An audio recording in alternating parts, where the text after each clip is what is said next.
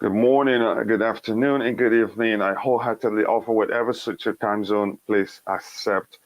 Today it's another Blue Morning show, and I say Blue Morning to you all.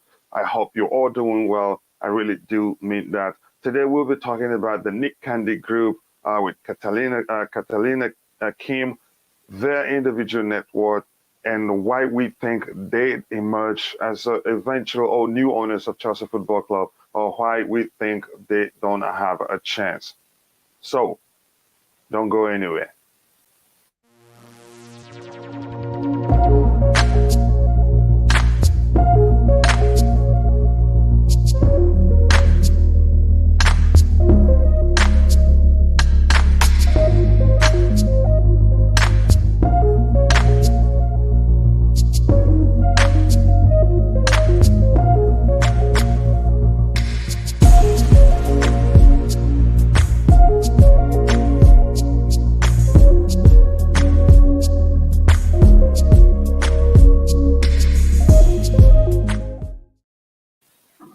Yes, we're back again. Start with Blue Morning to you. How are you doing today, my friend? I'm fine, thank you. Good morning and all the rest of it to everybody, wherever they may Yes. be. Especially Yes, my good Blue Morning friends. to you, Pierre. Start again. Have me go through the process of how to pronounce your name, but I think I got it now. He says it's Pierre. I don't know if that's correct, Stav. But that's by the way, Stav. Any updates for us today? Yeah, there's quite a few actually. This was breaking last night when we were just ready to finish the show. Mm-hmm. The license has been altered. We can now sell tickets for the away games, but the money goes to the home club. We're not allowed to make any money out of it, right? We can sell tickets for both Real Madrid games, the Crystal Palace semi-final, women's ticket, and also away fans can now start coming to Chelsea, but the money goes to charity. Yeah, I think it's not perfect, but it's an improvement. And I want to say Blue Morning to Fraser, Blue Morning to Pierre. Nice to see you guys here, and thank you for that update there, Fraser. He says Chelsea board will ultimately decide who the new owners are, with advice coming from a Arena Group. I think that makes perfect sense. Again, that's something we want to hear, and I think that will calm people down in a lot of ways, because the fear has always been that the rent group will have the final say, or the government will have the final say, and then we end up in the wrong hands. But it is good to know that this is coming out from Nizar Kinsala, that the Chelsea board will ultimately decide who the new owners are, with advice from rent group. So I think with that, you could argue that there's no way the Ricketts family will emerge the new owners of Chelsea Football Club, and there's no way they will leave us in the wrong hands, because the truth is, as long as the board has the final say, they will talk to Rent Group, and then before making the final decision, the truth is they will go back and forth with Roman Abramovich, and then find good reasons to reject or pick a group. Stav, what do you think about that comment there from Fraser?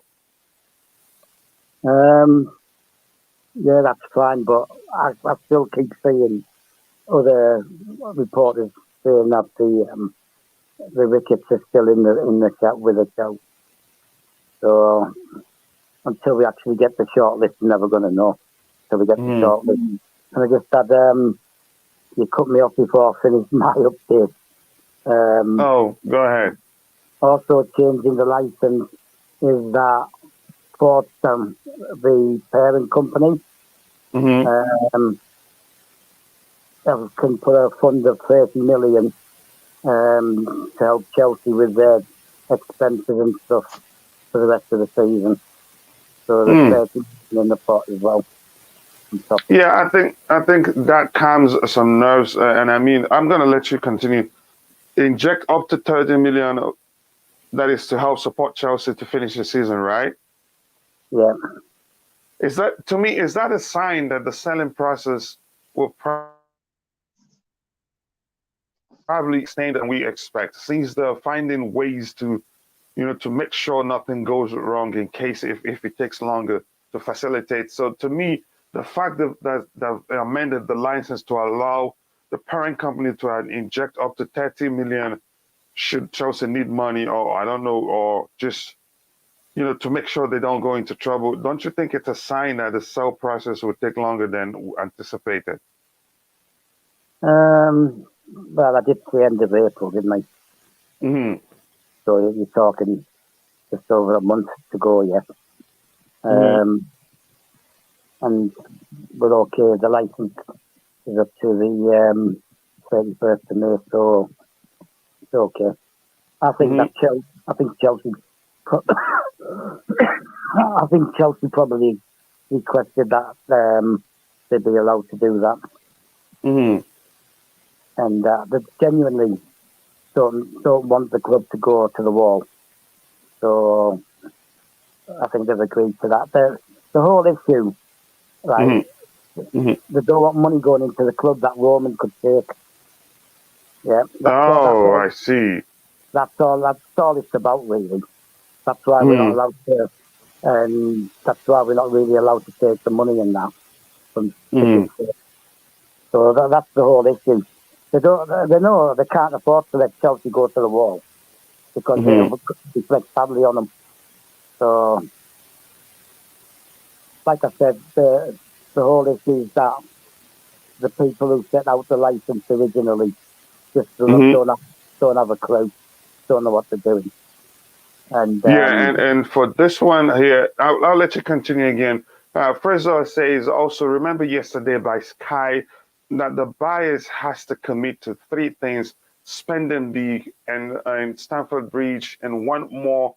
I can't not see how Ricketts family or Woody Johnson will commit when we know they won't. And that's even it's not just about committing to those things. One more thing that's important, if you ask me, I'd say is probably part of the things that you must agree to before you're allowed to buy Chelsea will be to continue with the charitable work that the club has been doing. I think I've heard that before also. So I don't think it's about money for them. You'd also commit to continuing the good work that the club has done so far in the past 2 decades against racism, anti-Semitism, and discriminations of all sorts. Yeah, I think you make great point there, Pierre Fraser. So thank you for that input. Let me take Mikhail's comment. Mikhail says Dana Bruce Box say recently club has cash flow to get to the end of the season. Yes, he did say that, and I remember I loved seeing that. But the fact is, we need extra cash because we don't have enough. We're not selling merchandise. If you keep spending from your pocket at the time you have problems, something could arise that will warrant the club spending more. But it's a welcome development nonetheless. Mikhail also said, how do we know 30 million injection wouldn't come from melting tanks being used in Ukraine? There's no way to tell. But again, it's a welcome development. They're just doing that to make sure the club doesn't get into trouble. Go ahead, Stav. And also, blue morning to Sasuke Uchiha, blue morning to Mikhail, blue morning to Fraser, and also blue morning to Pierre. Go ahead, Stav. well, the thing is, Mm-hmm. we had enough cash to see the end of the season, but we Mm-hmm. still have restrictions on travel, how much we can spend on travelling and that. So Mm-hmm. that's okay now. So now I believe, although I'm not 100% certain, that they went to Middlesbrough by coach. Mm-hmm. So now they can go by plane, they can stay in hotels and stuff like that. Mm-hmm. And various other things. Plus, some of it will go towards making sure the players get paid properly. Mm-hmm. So that's, anyway, at the end of the day, it's not a negative thing, is it? As for Oh, it's regards, not. It's not. I mean, it's a welcome development. Go ahead. yeah, as for regards to Mikhail and Russian tanks in Ukraine bit. I think that was partly tongue in cheek by him. Sorry, can you say that again?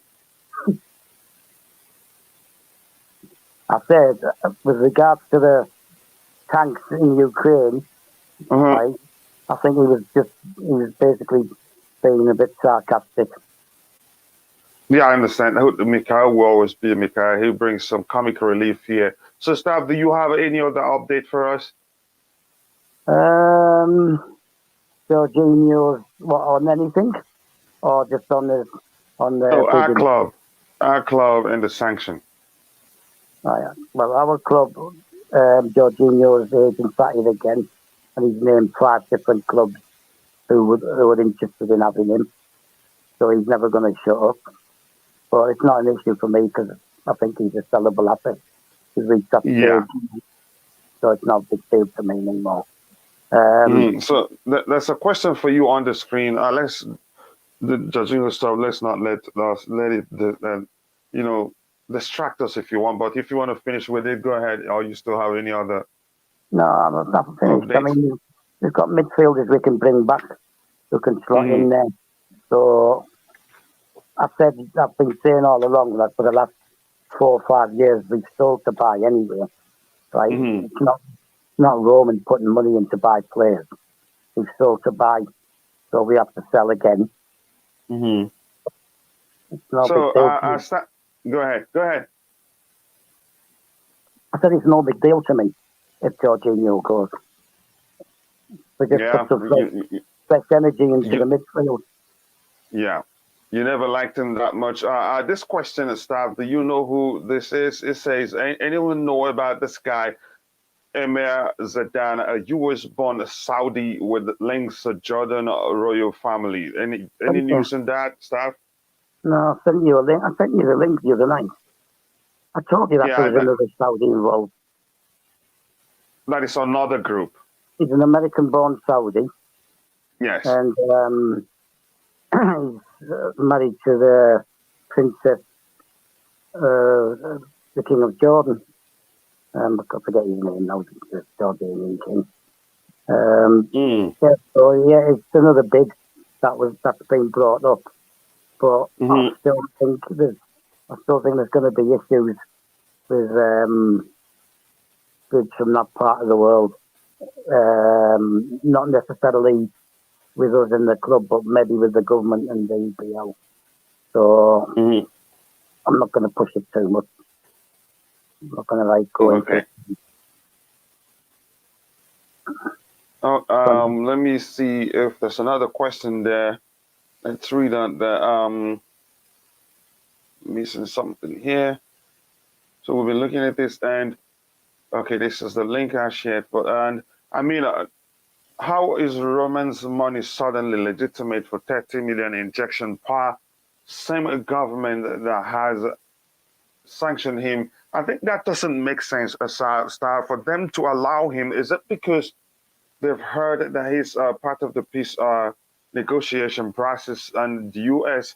haven't gotten a call from Zelensky not to sanction Roman Abramovich? Do you think that will, somehow make them rethink that decision? No, I told you the whole issue, like the whole process, the license, everything, right? It's to suit their own end. It suits them, right? It's provided a distraction, right? And everybody stopped talking about something else. The media have stopped talking about other things. Parliament stopped talking about other things. And basically, it's to shut them up. So they're not, it's not because they're bothered about the Ukraine or anything like that, right? And they don't want to kill the club as well, by the same token, right? They don't want to kill the club, because I think who phrased this away? I think it was LSC that called it a British. That's the term he used for it, but he was basically highlighting the importance of Chelsea Football Club to the UK economy, the people, and the fans overall. So they wouldn't want to do anything that will cause the club harms. And also, this comment here says, I think I think Uchiha is talking about some other group that might have put in a bid, because the fact is, I'm not. I think there may be actually more bids that we know about. Some of them like to operate in silence. Some of them are too vocal, making sure they have a mouthpiece in some of the journalists in the Chelsea community, the media savvy, if you ask me, social media savvy, and have wind us all up thinking that they are the front runners.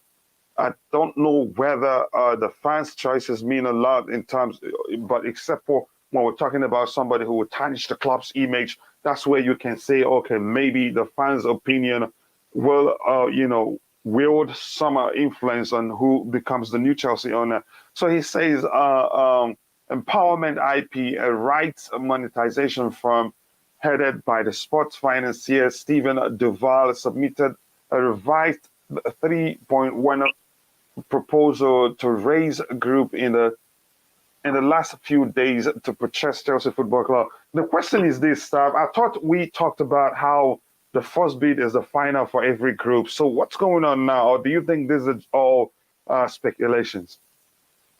Well, I don't know. I can't. I'm no expert on them.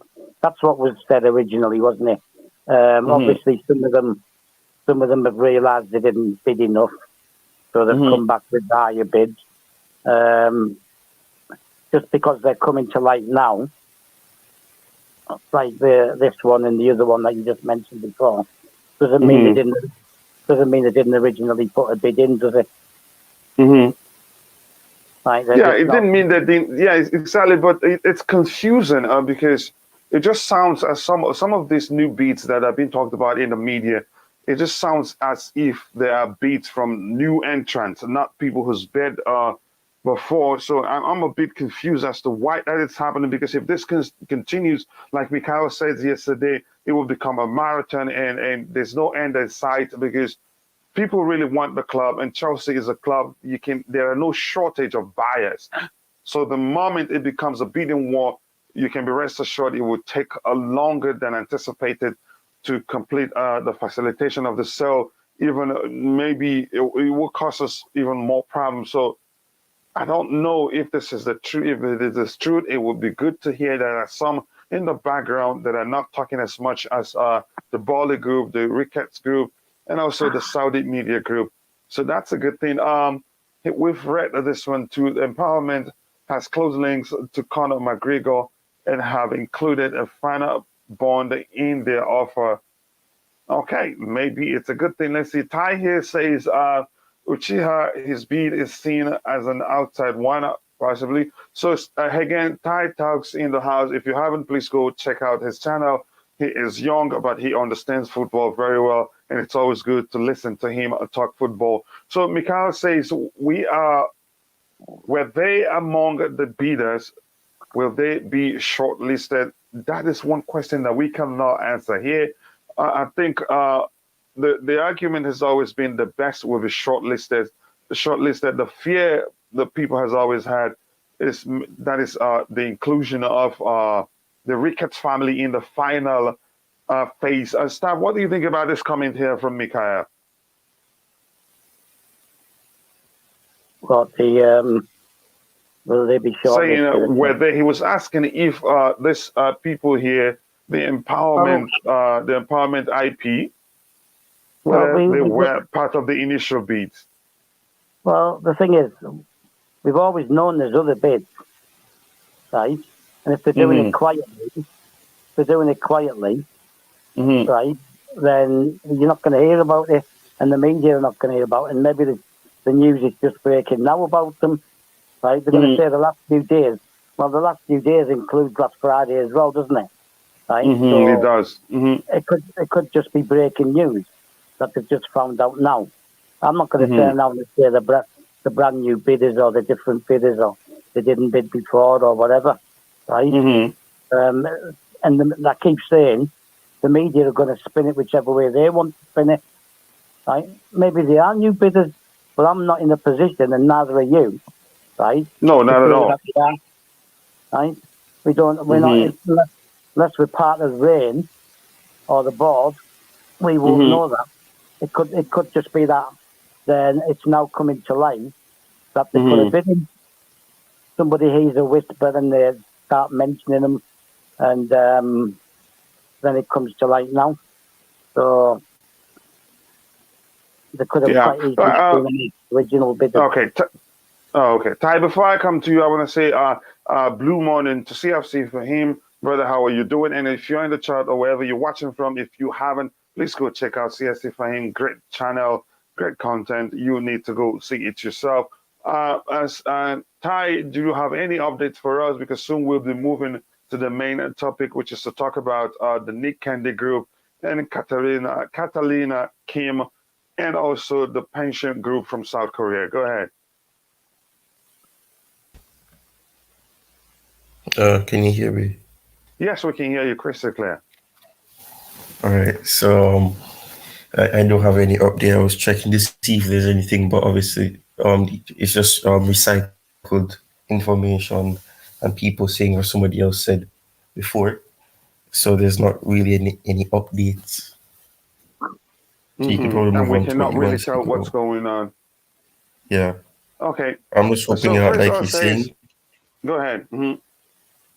I'm just hoping, like you said, that something's happening behind the scenes in silent, because that's the way I like because that's what Chelsea tend to do. They tend to work silently, work things, and then as a result, the media won't know anything. They won't be able to know what's going on, what negotiations may be happening, what decisions are being taken at a specific time, because it's quiet. And I prefer that, because right now, seeing reports, it will cause a lot of concern for fans. It will make them be worried, because people don't want the Ricketts, and if they're seeing that the Ricketts has a chance of making it into the shortlist, that's going to cause a total upset for them. So I prefer when it's quiet, because then there won't be such tension. There won't be such a tension going, in this certain way, and the perspective won't be in that way. So I'm just hoping that something's happening quietly, because all this noise, and there's no news about what's the next step, what's the next progression, what's going to be happening next, because no one realistically knows, because it's between the Rain Group and between the bidders, and even the bidders don't know too much, because they still have to wait from further information, and at that time everybody else will be informed. So it's all Yeah. assumptions right now. Yeah, it's all assumptions. Yeah, we're not at the table with the Reigns group or with the Reign group or the Chelsea board. We can all, speculate what we think. And from what Fraser is saying here, Fraser says, I think Catalina Kim is shortlisted from tweets yesterday. Yeah, from her tweets yesterday, you could tell that she was sounding very enthusiastic, something like I think she was just trying to make friends with the, become well acquainted with the fans, and the fans loved it. Even Mikhail yesterday came around with saying how he loved them. I think that group they look promising, but I'm not going to say that they are my first choice, because I have my reservations. Solomon, welcome to the panel. How are you doing today? Thank you. I'm okay. Awesome, awesome. Good, always good to hear that people are okay. Do you have any update with us, or do you want to wait for us to go into the main topic so you can, have your say? Yeah, it's actually what I'm waiting for. I'm waiting for the whole event, the big topic of the day. Okay, Yes. yeah. So we'll get to the main event soon. So relax and enjoy yourself. And good to see you. Where are you from, if I may ask? I'm from Kampala, Uganda, capital city. Nice to have you here, my African brother. Always good to see people like Thank you representing Chelsea wholeheartedly. That is good to see. So keep the good work going. And we have this coming from Fraser says, I think Catalina Kim with Nick Candy is being shortlisted because she made a weird tweet yesterday. Yes, to Korea. That's cryptic, but yeah, I mean, you can read meaning into it. Stav, you get my point now. I think she wouldn't make that kind of comment. She probably maybe a wishful thinking from her end, or maybe she's already been picked. The group has already been picked, added to the final phase. That could possibly be the case. What do you think, Stav? To be honest, I'm not thinking anything until I actually hear the names. If people if people are saying they haven't even heard yet that they've been rejected, because they're the people you're going to have to let know first, just let them down. He sounds like a highly enthusiastic person. Yeah, she sounds like it. Excitable. So I tend not to get too carried away. We'll see. I wish I could be a bit more upbeat and controversial, because I know that's how you like me, but I'm not going to commit myself to something I don't really know anything about. Yeah, it's a good thing. We like to be objective here. Go ahead. Yeah. So if I had a choice, I have qualms about Nick Candy, but I like. So we'll get to it. We'll get to it. Let me just go. Yeah, let me just go through this quickly, and then I'll let you come with the Nick Candy thing. Sky reporting Boston Celtics owners. Yeah, Stephen Pagliuca, who also is an Italian, owns Italian Atalanta, also beat for Chelsea Football Club. Wow, that's another one that I haven't heard before. It's just like we've established, there's probably a lot of people in the running that we do not know about. And I think if there are more people like the what's his name again? Steven, I think they'll probably be leading the race because they already know how to run football. If they have enough money, I think they have more chance than those that haven't that don't own a football club before. And first, here is that he cannot buy Chelsea. allowed? He already. Sorry. Is that allowed? Because, like Fraser is saying, you can't do that. I'm sure that this came out that they can't own two clubs or play in Europe. Because you already have Atalanta. Yeah, so I don't think that would make sense, because I think Atalanta plays in the Europa League. They were in the Champions League. They were in the Champions League. Go ahead, Stav, you were going to say something. Yeah, it's conflict of interest, but it depends. Right, it's one thing to be the owner, and another thing to be a shareholder. And if your share not controlling, so it's the same we got in, for example, in Germany, right? You've got you've got Red Bull, right? Leipzig. Then you've got in Austria you've got Red Bull, Salzburg. Okay, so that's the conflict there. But you've got Man City, who have a second division Spanish team, right? But they're minority shareholders in that. They don't own the club. It depends on the size of shares. You can have shares and still fully own another club, as long as you don't already own one. So it depends. Yeah, I think him. Yeah, go ahead. Depends on which of Atlanta they own. It could be free shareholders. Yeah, I think he. Go ahead, Sam. When you're done. If he's only got 5-10%, then it's not relevant, is it? To me, I think it's still an issue.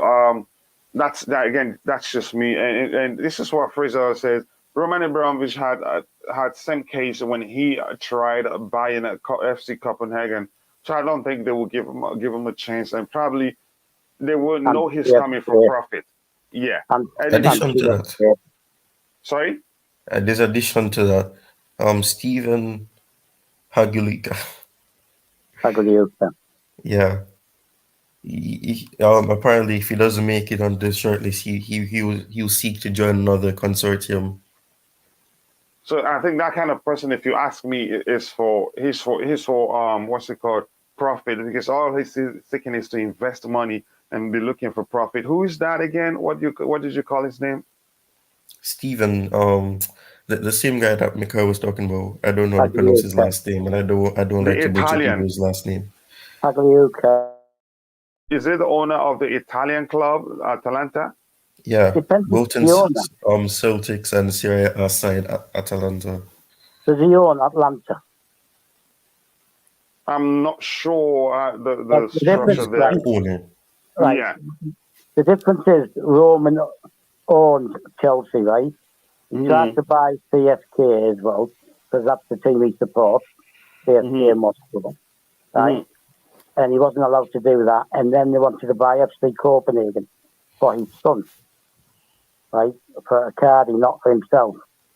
And that would have been a full purchase. So that would have been a conflict of interest because they would have owned two full clubs, not just shares, not minor shares in a club. So unless he's the major shareholder or owner of Atlanta, he may well be able to buy a share in Chelsea. Wouldn't be able to buy it on his own, like being a full owner. Okay, So, now I understand. And Uchiha says these 2 weeks has been a complete roller coaster ride. This is why I love Chelsea. It is never that same. That's the truth. And again, the most important thing I've learned from the likes of Bobby and also staff here and Nick Blue is that we've even been through worse. The difference right now is that there's a structure in place to ensure that we don't go into administration, to ensure that the club keeps operating, even though that's a sanction on the owner.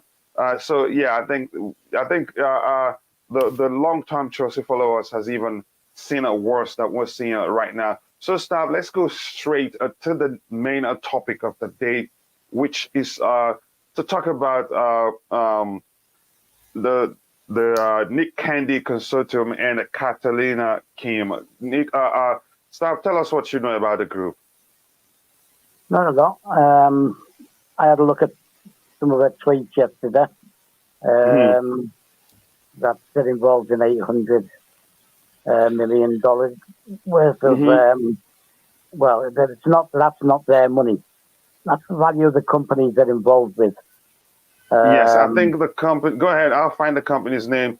Okay, if you want to, let me just give you a lowdown of their net worth individually. Nick Candy is worth approximately $1 billion, which means she'll be around a 950 or 850 million. Yeah, exactly 800. Yeah, that's okay. Yeah, I'm coming for that. And then the group you're talking about is the National Pension Service of Korea, NPS. They are worth 800 billion. Is it dollars? $800 billion. That's what I'm saying there. Yeah, 800 yes. billion dollars. And then Catalina Kim herself is worth $10 million. So go ahead, Stab. Yeah,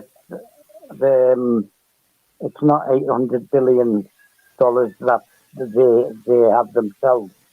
They deal with companies worth that much, and the same thing with the pension.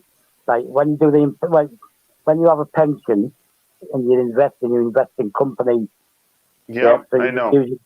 Using people's money to invest in these companies to try and build up the pension holders' money and all between the companies as well, so that they have contracts and investments with $800 billion worth of companies. And I noticed Samsung was one, and curiously, Hyundai was another. The ones who just suspended the slave sale. So the thing is, I would imagine the idea is that they would get them companies to invest in Chelsea. Yeah, like advertise with Chelsea and stuff like that, and various other ways of getting money into the club. Well, it doesn't mean they're worth $800 billion themselves. Yeah, I understand. Which means that's important to note because that's what people think. People think that because they have that net worth, that's how much they have. But it all comes down to what's in their business, what's in that pension, and everything. So people need to get that clear, and I think that's why people are going crazy because they're saying, "Oh, they're worth 800 billion. That's amazing. The club is set." And but you have to understand that they don't have that for themselves to spend. It's something that they have to be careful. They can't just say, "I'm going to be spending this and I'm going to be doing this and that." It takes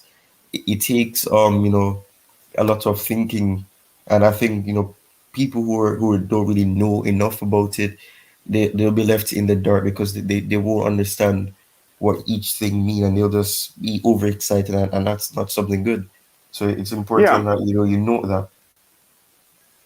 I think the fact is they've charmed the Chelsea fan base.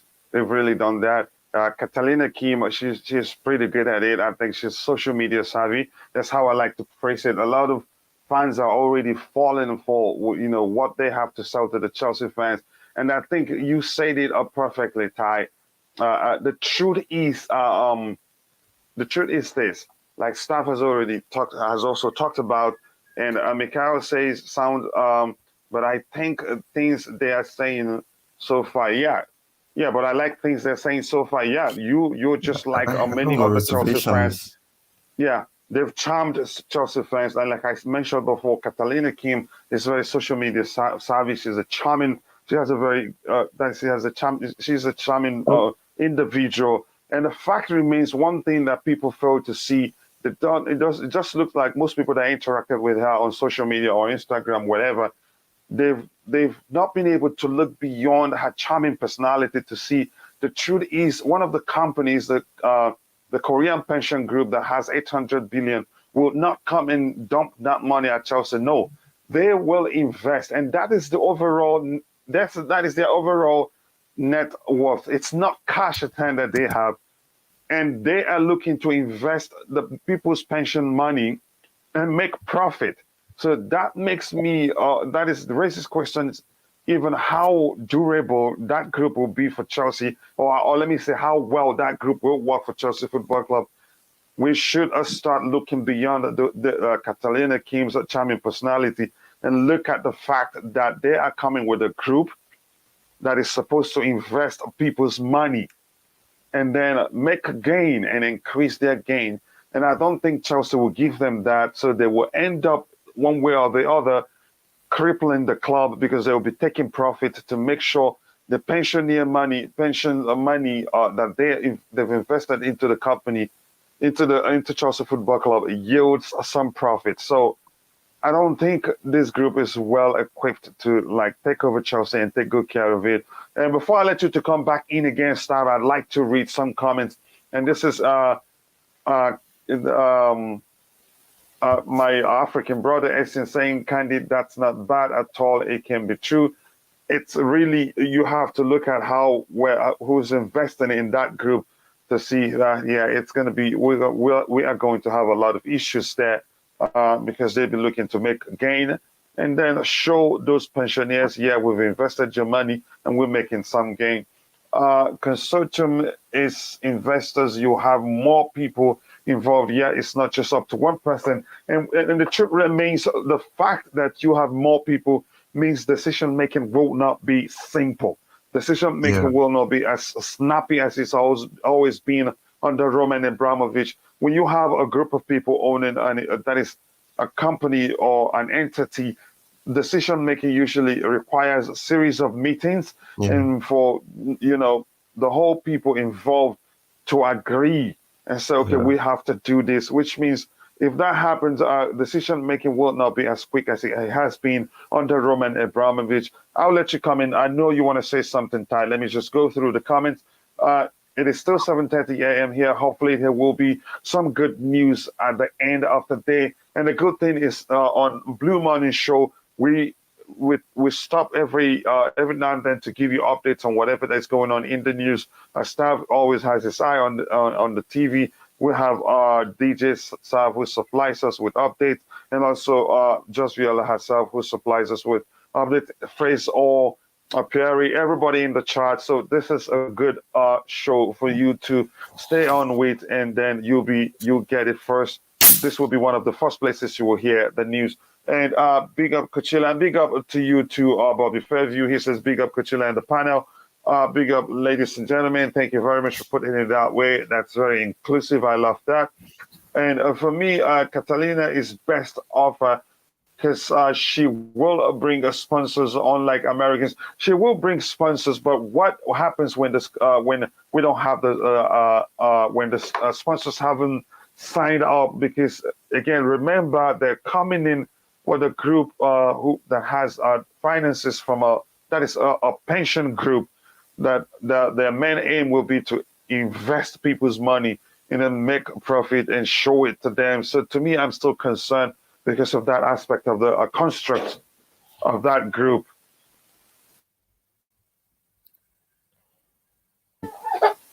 Okay, go stay with mommy. I'm coming, please.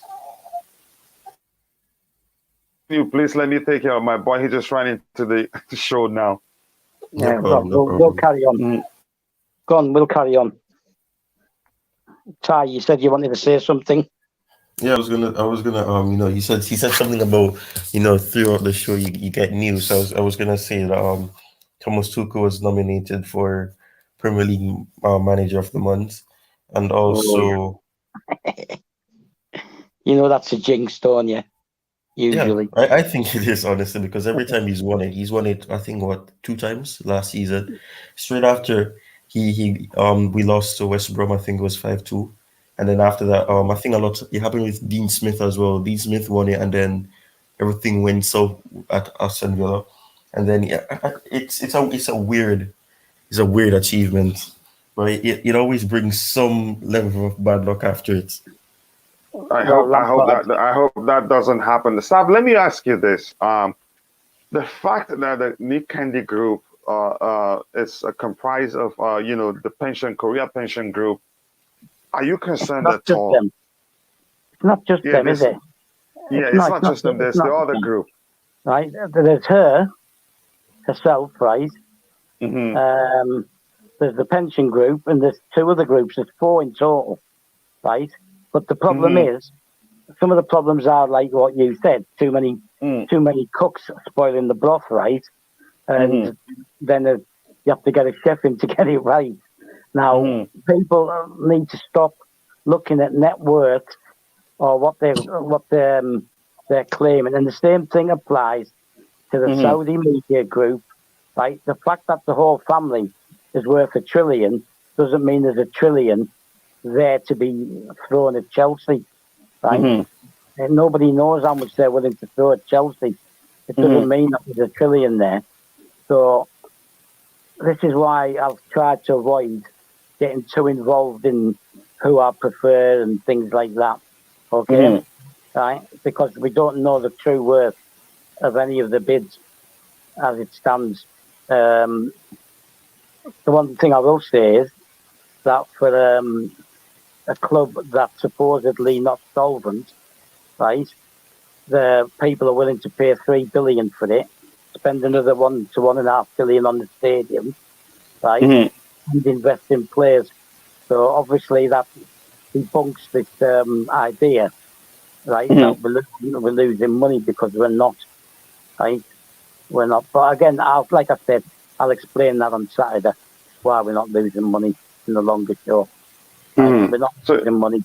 Otherwise, so overall, I want to understand quite well, Steve, from you how the fact that part of the group is the pension group, and you know how pension groups work. Yeah. They're expected to invest people's money and then make some profit. So are you concerned at all?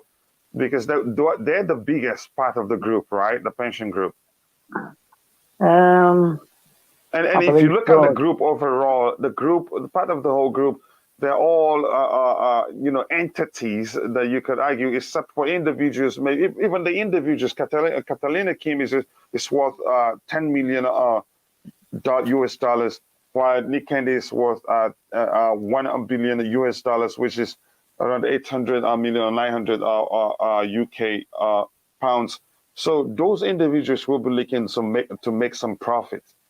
Even the company, the pension group, will be looking to make some profit to show their investors. So this group, I'm really concerned about the construct of this group overall. Tell me you're not, Stab, because we have to face the truth. We have to face the truth regarding this group. Yeah, they very, very, how do I phrase it? They're very, very conversant. They know the fans very well. They understand that they know exactly what we want to hear. And Catalina Kim, she's been saying all the right stuff. And I think she's won over many Chelsea fans. She even charmed them so much that they're not even looking beyond her charming personality to look at, whoa, this group is construct of this group is is comprised of people, all of which will prioritize, profit over glory, no matter how we see it. I think this group is actually worse than the Americans, if you ask me. Nick, let me let you come in. What do you think about the Nick Candy group?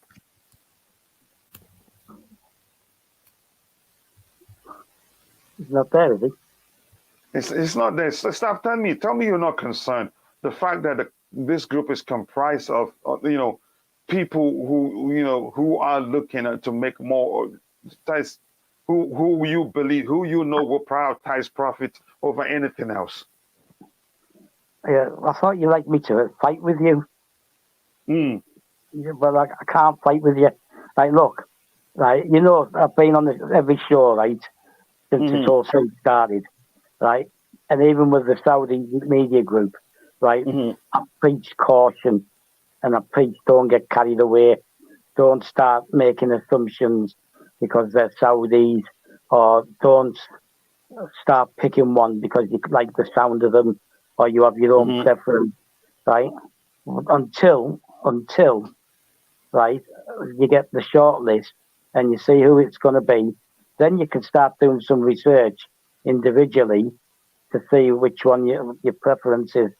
Now, this Catalina, she's in marketing. She's in marketing, right? So she knows how to sell herself, okay, right?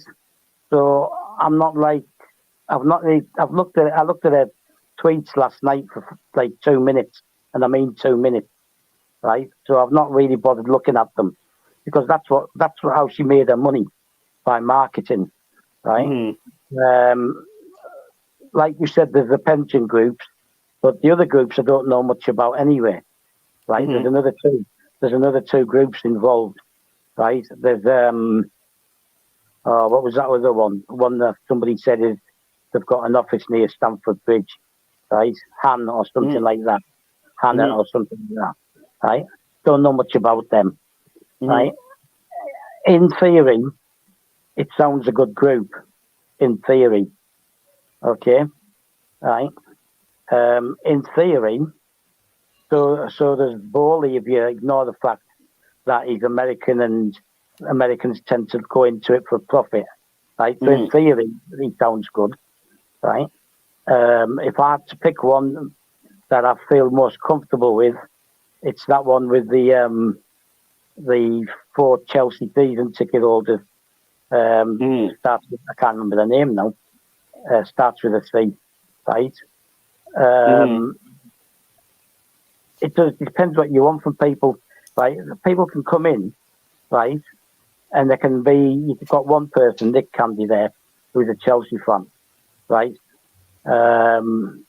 Apparently I read somewhere that this Catalina made an issue out of the fact that she's not anything, doesn't like Tottenham, for example. Now she's watching all the stuff that's going on, yeah. So she knows there's an issue with anybody who likes Tottenham. So she's going to say she has no inclination, she has no liking of Tottenham, right? These are marketing people, and they're trying to market their bid with the supporters, and it's the same with the Ricketts. That's what they were trying to do originally, until the emails came into light, right? They're all marketing themselves. So for us, we can all get excited about this group or that group, right? And yeah, I'm here for discussions and try and pick faults or pick plus points in any of them. But they're all here, right? Yeah, and they're all, they're all playing us, right? Yeah, and they're exactly. all marketing themselves. But let's establish one thing. Can I just say one last thing? Except for the reason, for instance, the fans are bringing to light the issues with the Ricketts family. I think that's the only way the fans can impact actually the decision on who becomes the new Chelsea owner. But not just because they like this person or hate the other person. I don't think that will make any difference. But except for that is the type of thing, the type of campaign against the Ricketts that's when I think those involved will pay attention so they don't make mistakes. I think any other person, if they eventually emerge the winners, emerge the new owners of Chelsea Football Club, and not have some issues as the rickets, people don't want to hear such stories because it can, it can turn the whole world against you. But except other than that, I don't see the fans influencing the cell in any other way. What do you think, Tyrone? But let me just go through the comments in the chat because this is an interactive show. Fraser say Chelsea need a sponsor, and I cannot see how Americans will bring us a big sponsor like Catalina and Nick Kennedy would do. We had three that gave us 40 million a year. I think Catalina can bring one that will double that. That's an advantage if you look at it. So and it's a good argument there. And then Uchiha says, if SMG doesn't work, Candy will be my second choice. I think there's probably others that are part of the process that if you knew who they were, you'd choose them instead of SMG, instead of the candidates. So CFC Fahim says the decision making can depend on what recruitment we will make, such as a director of football. Yeah, but it still comes down. You still have to say, okay, we want to spend. You still want to go. You still have to go to the owners and say, we want to spend such and such amount, and then the owners will have a meeting to see whether, okay, is this good for us? Because the fact is, we have to face the new reality.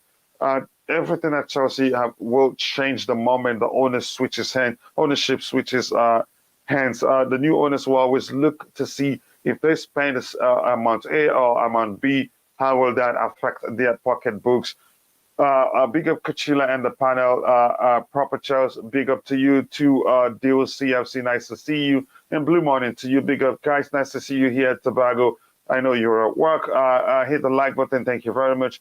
And Deal CFC says, can we talk about what we expect from the next Chelsea owner? We'll talk about it later in the show. Okay, let me highlight that comment. It's important. And this is Sasuke Uchiha also saying, the same with the Todd Bowley group. Too many people in the consortium. Yep, decision making will never be that straightforward anymore. And this is Bobby Fairview saying a good point, Coachila. But there are fans that think Chelsea is positioned to be profitable, so they probably think the club should be able to provide the pension plans with a return on the. No, it's not. I don't see that happening. It would take a while. Chelsea has not been. We've reported profit, but given the situation we're at right now and some factors that you must consider, I don't think it will be easy to return profit for the group that much. And Economic says financially, it makes sense that each consortium is comprised of multiple partners to offset, the huge upfront spend required to buy club. Exactly. This highlights another point, like Stav alluded to before. First, you pay for the club, and again, you have projects that you must facilitate. So that adds to the spending. So that even highlights the fact that it would take some time for the club to make some profit. And Deals says the new owner should give Rudiger and Tuchel new contracts. That's up to them to decide. Some has already promised, and some of them will look at it and say this is too much, and most especially when it comes to the extending player contracts and how much we've heard Rudiger is asking. So I think that's about it for the comment at the moment. You were saying, I asked you a question, Tyrone. You go ahead.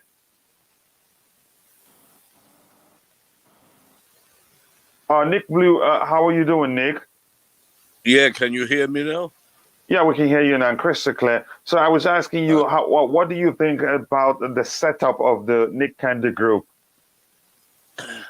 Well, it doesn't sound too bad, what they're saying they're going to do, I agree with. As long as they do that, improve the ground and all that. And the main thing for me is to listen, whoever comes in, to listen to Thomas. As long as they listen to Tuchel, who he wants to stay, who he wants to get rid of, which players he wants to bring in, the owners have to listen to Tuchel. And if they do, Rudiger will be safe for sure. because Here's a fun. Let me ask you this, Nick. I've learned over time that you're truly Chelsea. You're Chelsea through and through. That is deep into your blood. I think your concern is who will come in and take care of Chelsea. But do you ever? That is how about you looking at the construct of the Nick Candy Group, understanding that everybody there, no matter how you see it, will most definitely put profit first. The pension group would like to make money off Chelsea and then show to the pensioners who's invested in the group. Also, Nick Candy himself is worth around 800. 800. Okay, bro. I see that around 800 million pounds. He'll be looking to make some gain to become a billionaire. Catalina Kim is worth 10 million US dollars, and we'll be looking to make more money to become even richer. So, isn't that a concern for you? Do you think these guys, after paying 2 point something billion pounds to purchase Chelsea, spend a lot more to develop the stadium? Won't be looking to make profits first before they start spending a whole lot of money. Isn't that a concern for you? He's a concern. That's why, because there's too many in that group, too many of them. But, I like the South Korean people. I like them. Look at Leicester City, the owner and the son now. He backs Leicester always, and he puts a lot of money into Leicester. If they're like that, it might be, I don't mind. They'd be good. I have concerns if they're going to do what they say. Like with any group, we don't know if they will back Tuchel all the way and back Live Czech there, Live Marina there. If they want to say, they might want to go like Stav said a million times. Marina could Roman in the end. She probably will. She will go wherever Roman is probably. But I love her to stay there, and the rest of them. But it's going on a lot now. We thought we were going to know the last bidders. We still don't. So till we know the last 2 or 3, we can't make a decision. We can once we know who last 2 or 3 or 4 maybe, or someone we don't know nothing about, then we can have our choices, and we can see. But let's hope it's done today. It's going on too much. I know Chelsea want to check every detail, and I'll back that. They want to make sure that they don't want to do anything too rushy. So I'm just hoping it's the right owner. That's all we can hope for. Okay, and that's why I say your biggest concern is who takes care of Chelsea. But I want you to start looking at the fact, okay, how are they going to get the money to make sure Chelsea does well, and are they profit focused? How is that going to affect the whole, your concern? How is that going to help? So that make sure that your concerns don't come true in terms of them being profit focused and not doing much to help the club survive. So a few comments, and then I have a question for you on the screen. Decision by committees tend to be idiotic. Yes, I've been part of them. Some of them, some decisions that could have been, the leader himself could have made without consulting anybody else. They'll call a meeting, and then after the whole talk in the meeting, it just comes down. The decision becomes some nonsense. Now, let me ask this question for you, Stav. Why do you think it's taking so long for the Reigns Group to make a short list? Because I remember on the show here, we all hoped we were going to get some, get to know who made it to the final phase on Monday. But today is Thursday, right? What day is today? Today's Thursday, and there's still no news on who's made it to the final phase. Stav, why do you think it's taking too long? I told you this yesterday. Because they're now asking, right, for written agreements that they're going to do the 3 things that they've been asked to do, right? So they have to provide the information on how they're going to do each thing, and then they've got to agree to it. So you might have people who put a bid in, and suddenly they don't want to do it because they just want to make money out of it, right? And they don't want to invest, right? So that's why it's been held up, because the process has become more complicated than they originally intended it to, right? So they've got to wait for people to respond, haven't they?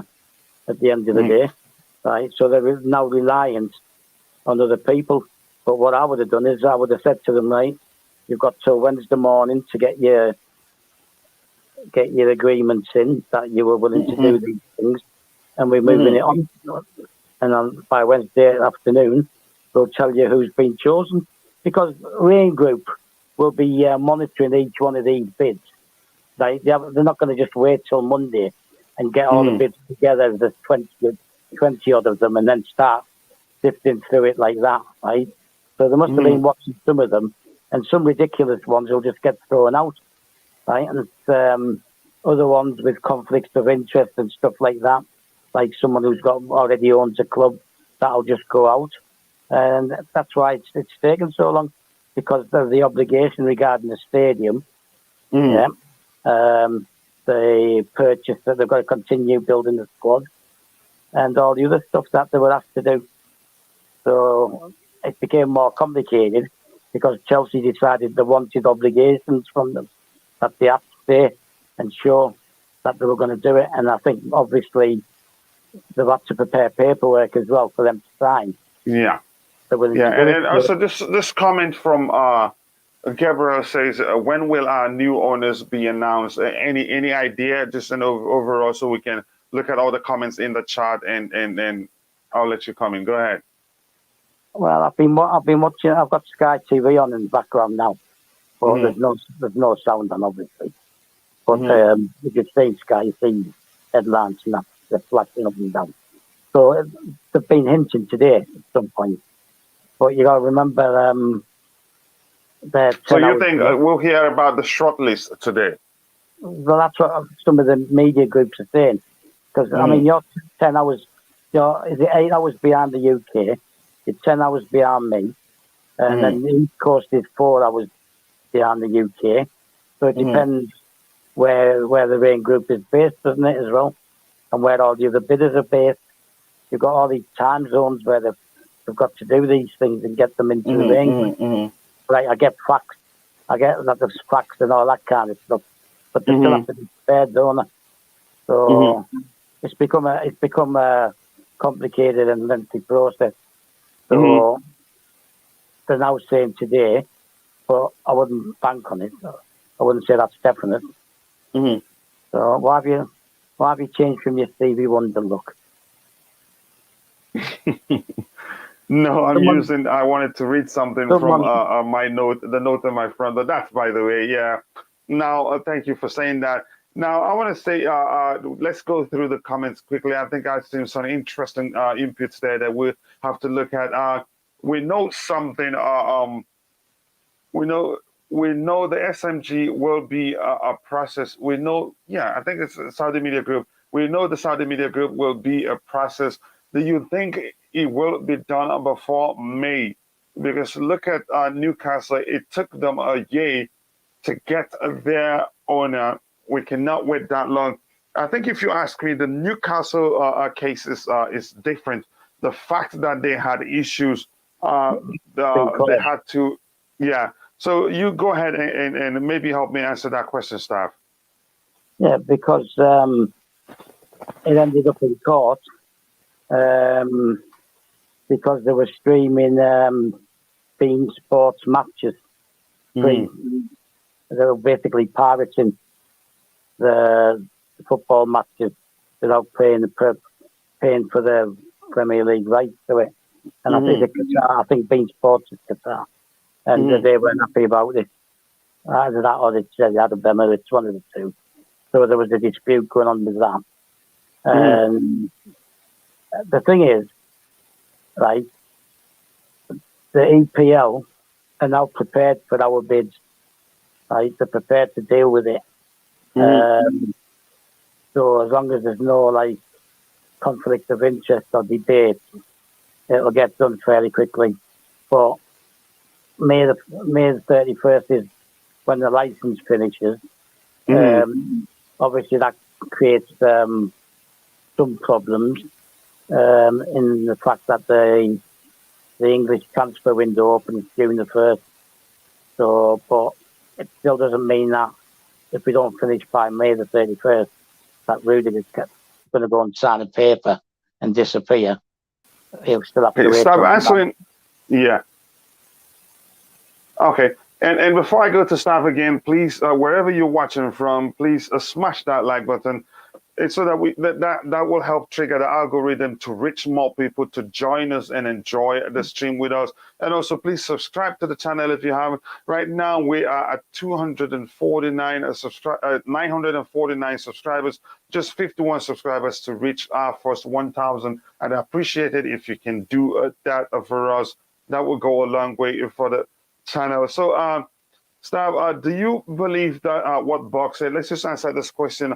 Do you believe what Buck said? Apparently, we've got money to last us the whole season. Why is that? Is that true? Well, yeah, it was, wasn't it? But the thing is, we had restrictions on us, right, regarding travel and stuff like that. So obviously, the club went to the government and they've asked for permission to set up like an emergency fund, which is a 30 million coming from Fodston, the parent company, right? So they've agreed to that. So we've got an additional 30 million. If we can beat Real Madrid, we're going to pick up another 12 million almost straight away. So, but he wouldn't have included that because you can't guarantee. No, he wouldn't have included the Champions League. So there's money there to be made. Yeah. Yeah, so I think thank you very much for explaining that. And also, I'm going to highlight comment and breeze through the comments so that I catch up. I'll pick the comments that we'll read. I think we will read this one. And Olu Paul, welcome to the stream. Always nice to see you around. I'll highlight most of the comments here so that we can look at them. We're not going to skip any. We just want to make sure we say hello to everybody who haven't said hello before. Amen. Is it true U.S. government has lifted? They haven't even sanctioned him in the first place. And the reason being, they said, Zelensky called the U.S. government and asked them not to sanction Roman. Correct me if I'm wrong, because she's participating in the peace negotiation process. And I think I'll highlight these comments, so we'll look at them later. Tobago, nice to see you again. I think I've said hello to you. Uchiha, nice to see you. So I think this is them having a conversation between them. Yes, and like I said again, we are just 51 subscribers off to 1,000 subscribers. We can get there. And if you're in the chat, if you know anybody, you can reach out. If you're really enjoying this, go welcome them, let them come and join us. It is a fans show, interactive. We start off by updating you on what's up in the media, and then we let you drive the conversation. But we'll get to the 1,000 subscribers as soon as possible. So yeah, Stop, go ahead. You were saying something. Yeah, I've said it that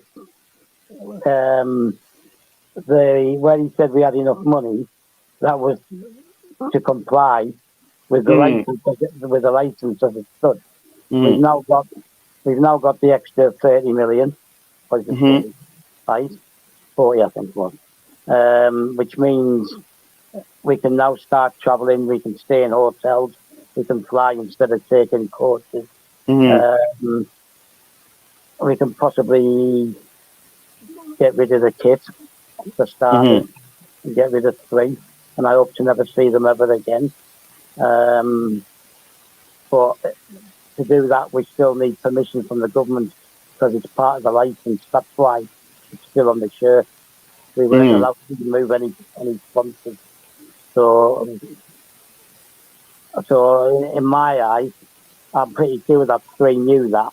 And they're getting lots of free advertising that they're not paying for. So I don't think they should be complaining. So I never want to see them again. So the money's there to complete the season.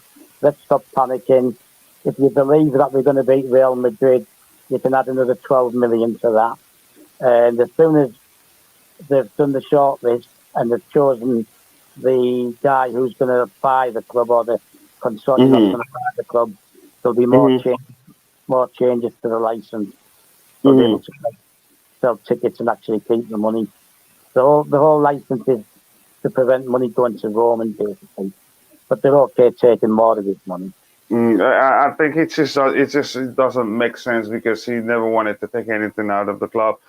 So before we continue, please again, I'm going to say it. I'm proud. We're getting there. We have 949 subscribers, just 51 to go, and we'll get to 1,000 subscribers. And I believe we can do that today. And if it happens today, then we'll do a big giveaway, whether we have up to 100 people or not. So please, if you know who you can reach out, share the stream. You can copy it, share it on Twitter, share it on Facebook.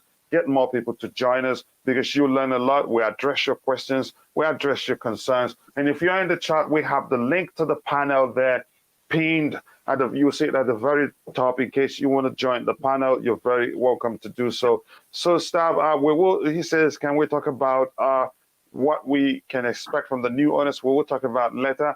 Now, let's look at this comment from Bobby Fairview. Why would multiple investors have implications for how the club is run? Large, complex organizations have multiple shareholders all the time. The board will appoint a chief executive. Sal, I know you understand the comment very well. What do you think? Yeah, because even when Roman came in, we had a chief executive, which was Peter Kenyon. I would imagine that in Candy's case, that'll be him.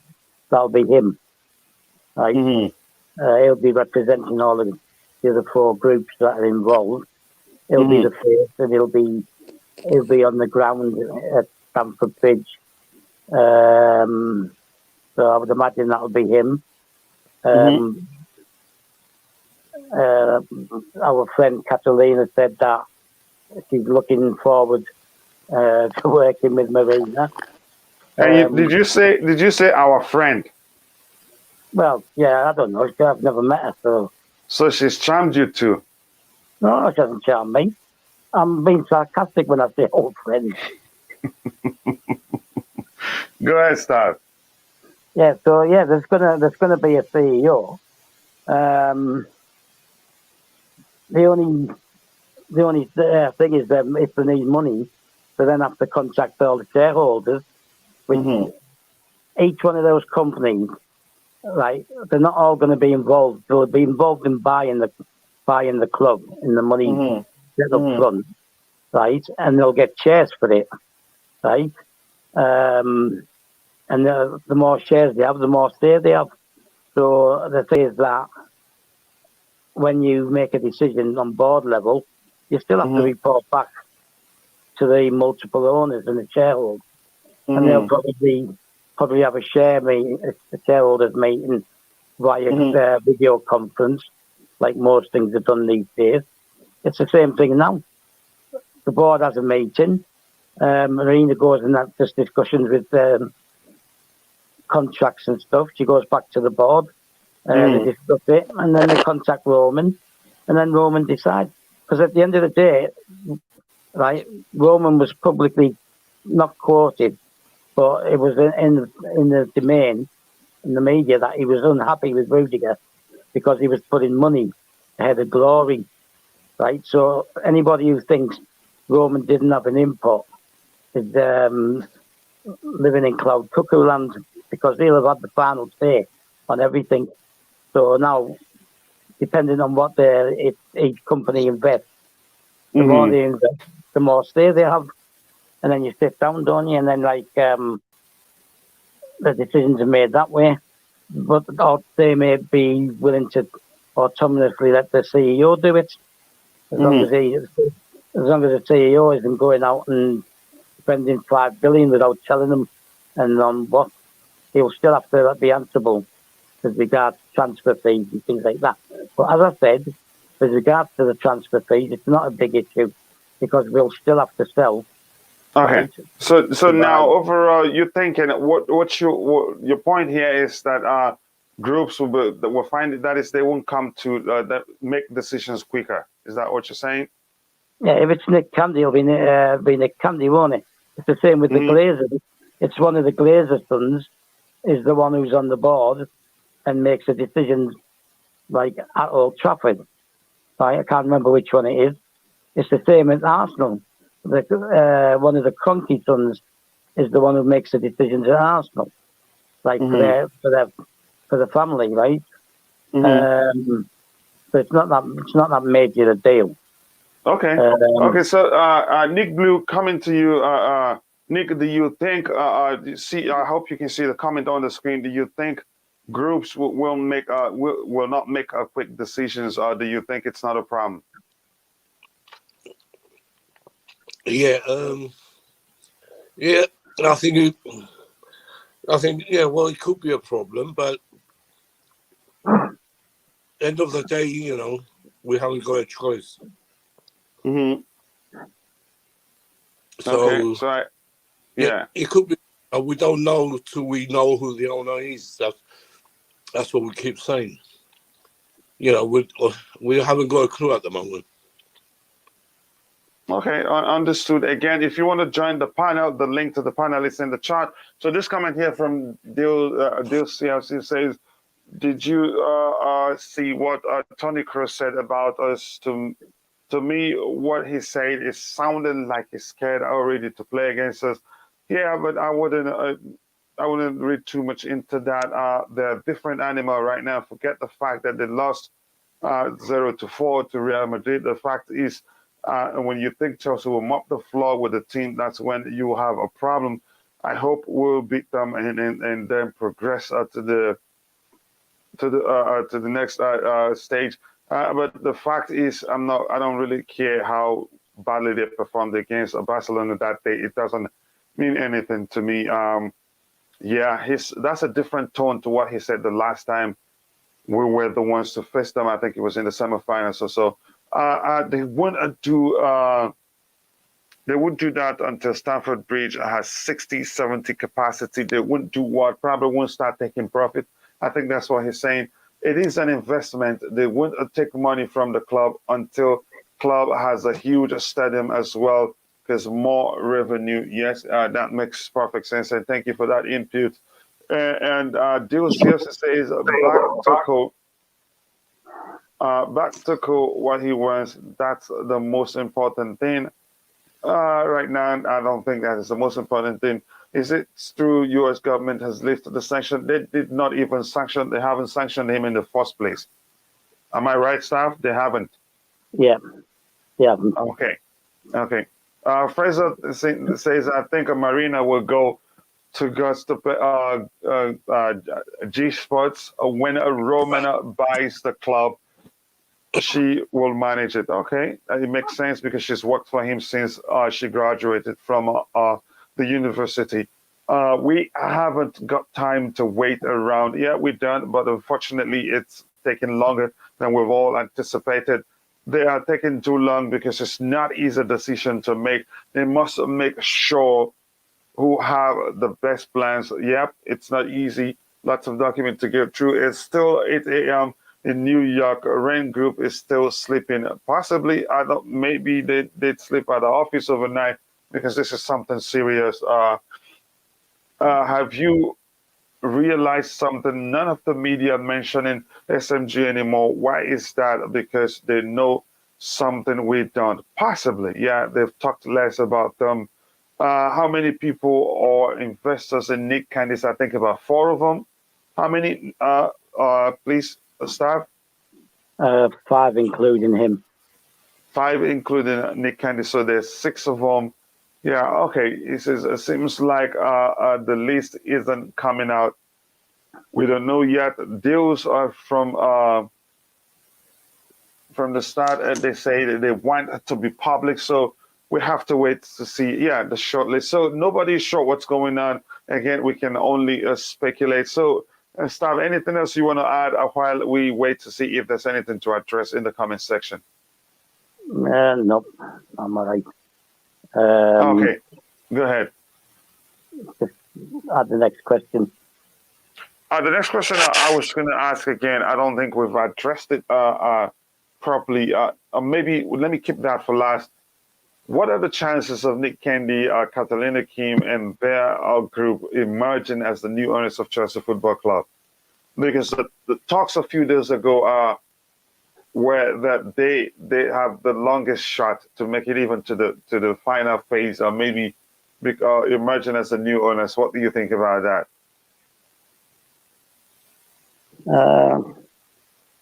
It just be speculation again. Whatever media you read, right? You get somebody different who's going to get shortlisted. It's usually the two American ones, the two main American ones, and they'll throw somebody else in for good measure, right? I mean, I saw one where the Saudi media group was being dispensed with, and then the next one out, when I scrolled down, they were still there with an outside chance. That's the dark horse and all this kind of stuff, right? And then I read another one this morning that says the Matt Broughton, which is another British one, right? With Seb Coe, and I think they've got an American backing them. I think it's an American who's backing them. Can't remember the exact name, right? They've been thrown in as favourites, so it's difficult to say because the media are making their own assumptions, making up their own stories, and until we get at least this shortlist announced, then it's difficult to start deciding who's got the best chance. Because, like we said, there's other ones that have not said anything publicly, which is why I've got problems with our friends Catalina again. She's just suddenly appeared and become very vocal.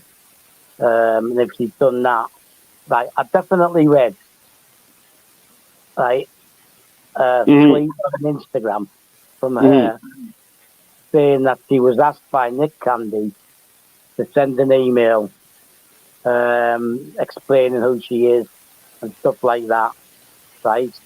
To Rain or the government, I can't remember which way around it.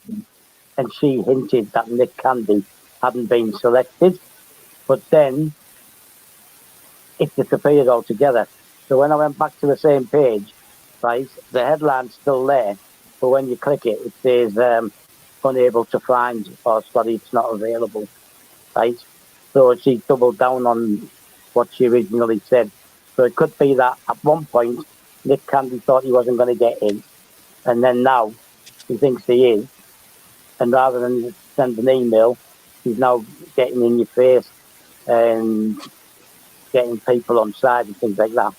So you get every group has been mentioned as an outsider or as one of the favourites, right? Depending on the media and which media you're reading. And that's why I've tried to avoid making any speculation, right? On the face of things, like I said earlier, I quite like the idea of 4 London-based Chelsea season ticket holders, right? But that doesn't mean they're going to get in, and it doesn't. And nobody really knows what they're going to do once they get in. And I prefer. Okay, now I think let's move from the Nick Candy group. But first, I want us to talk about the season the group that's comprised of the season ticket holders. But first, I want to know from Nick Blue, what do you think? What are the chances? The possibility of Nick Candy, Catalina Kim, and their group emerging as the new owners of Chelsea Football Club? Do you think it's possible, or do you think they're not going to make it? No, I think it's possible. At the moment, everyone's possible. But, we're, like I said, we're speculating. But, I think it's possible if they show the money they have. if they show the money and the plans, what the plans sound good from them to redevelop Stamford Bridge and everything else. So I wouldn't be surprised if they're in the last three or two. But I don't think Rickett's forget him. I don't think he's got a chance, especially after all the protests we've made against him. He hasn't got a chance in hell. So it looks like I don't know what's going on with the Saudis. Are very quiet. We don't know what's going on with them. Very quiet. You don't hear anything. So we don't know. Preferably be them. But we don't know. That's the thing. Go ahead. Nick Candy, it's not bad because we have Chelsea supporters there. That's a good idea. They feel for the club. They're going to want to do well for the club. If they, and he's a Chelsea fan. He's dedicated Chelsea fan. I know. If he's anywhere like Matthew Harding, we'd be very lucky. Matthew Harding was similar, and he came in and saved us. Saved us at that time. So let's hope he's like that. That's all. Yeah, here's the thing I want to say finally about them before we talk about the season ticket holders group. The fact is this: I think they've been too vocal for my liking. Even Catalina herself, she has a charming personality. But again, they've been too vocal, too loud for my liking that it's become suspicious. And Nick Kennedy's interview where he was at the point of entering Stamford Bridge by Sky Sports, that seemed arranged to me. That wasn't a coincidence. Again, all those things are like a telltale sign of when somebody's too desperate. And desperation for me is not a good sign. I don't like it when people are too desperate when it comes to something like this. Again, it don't look like they're well prepared.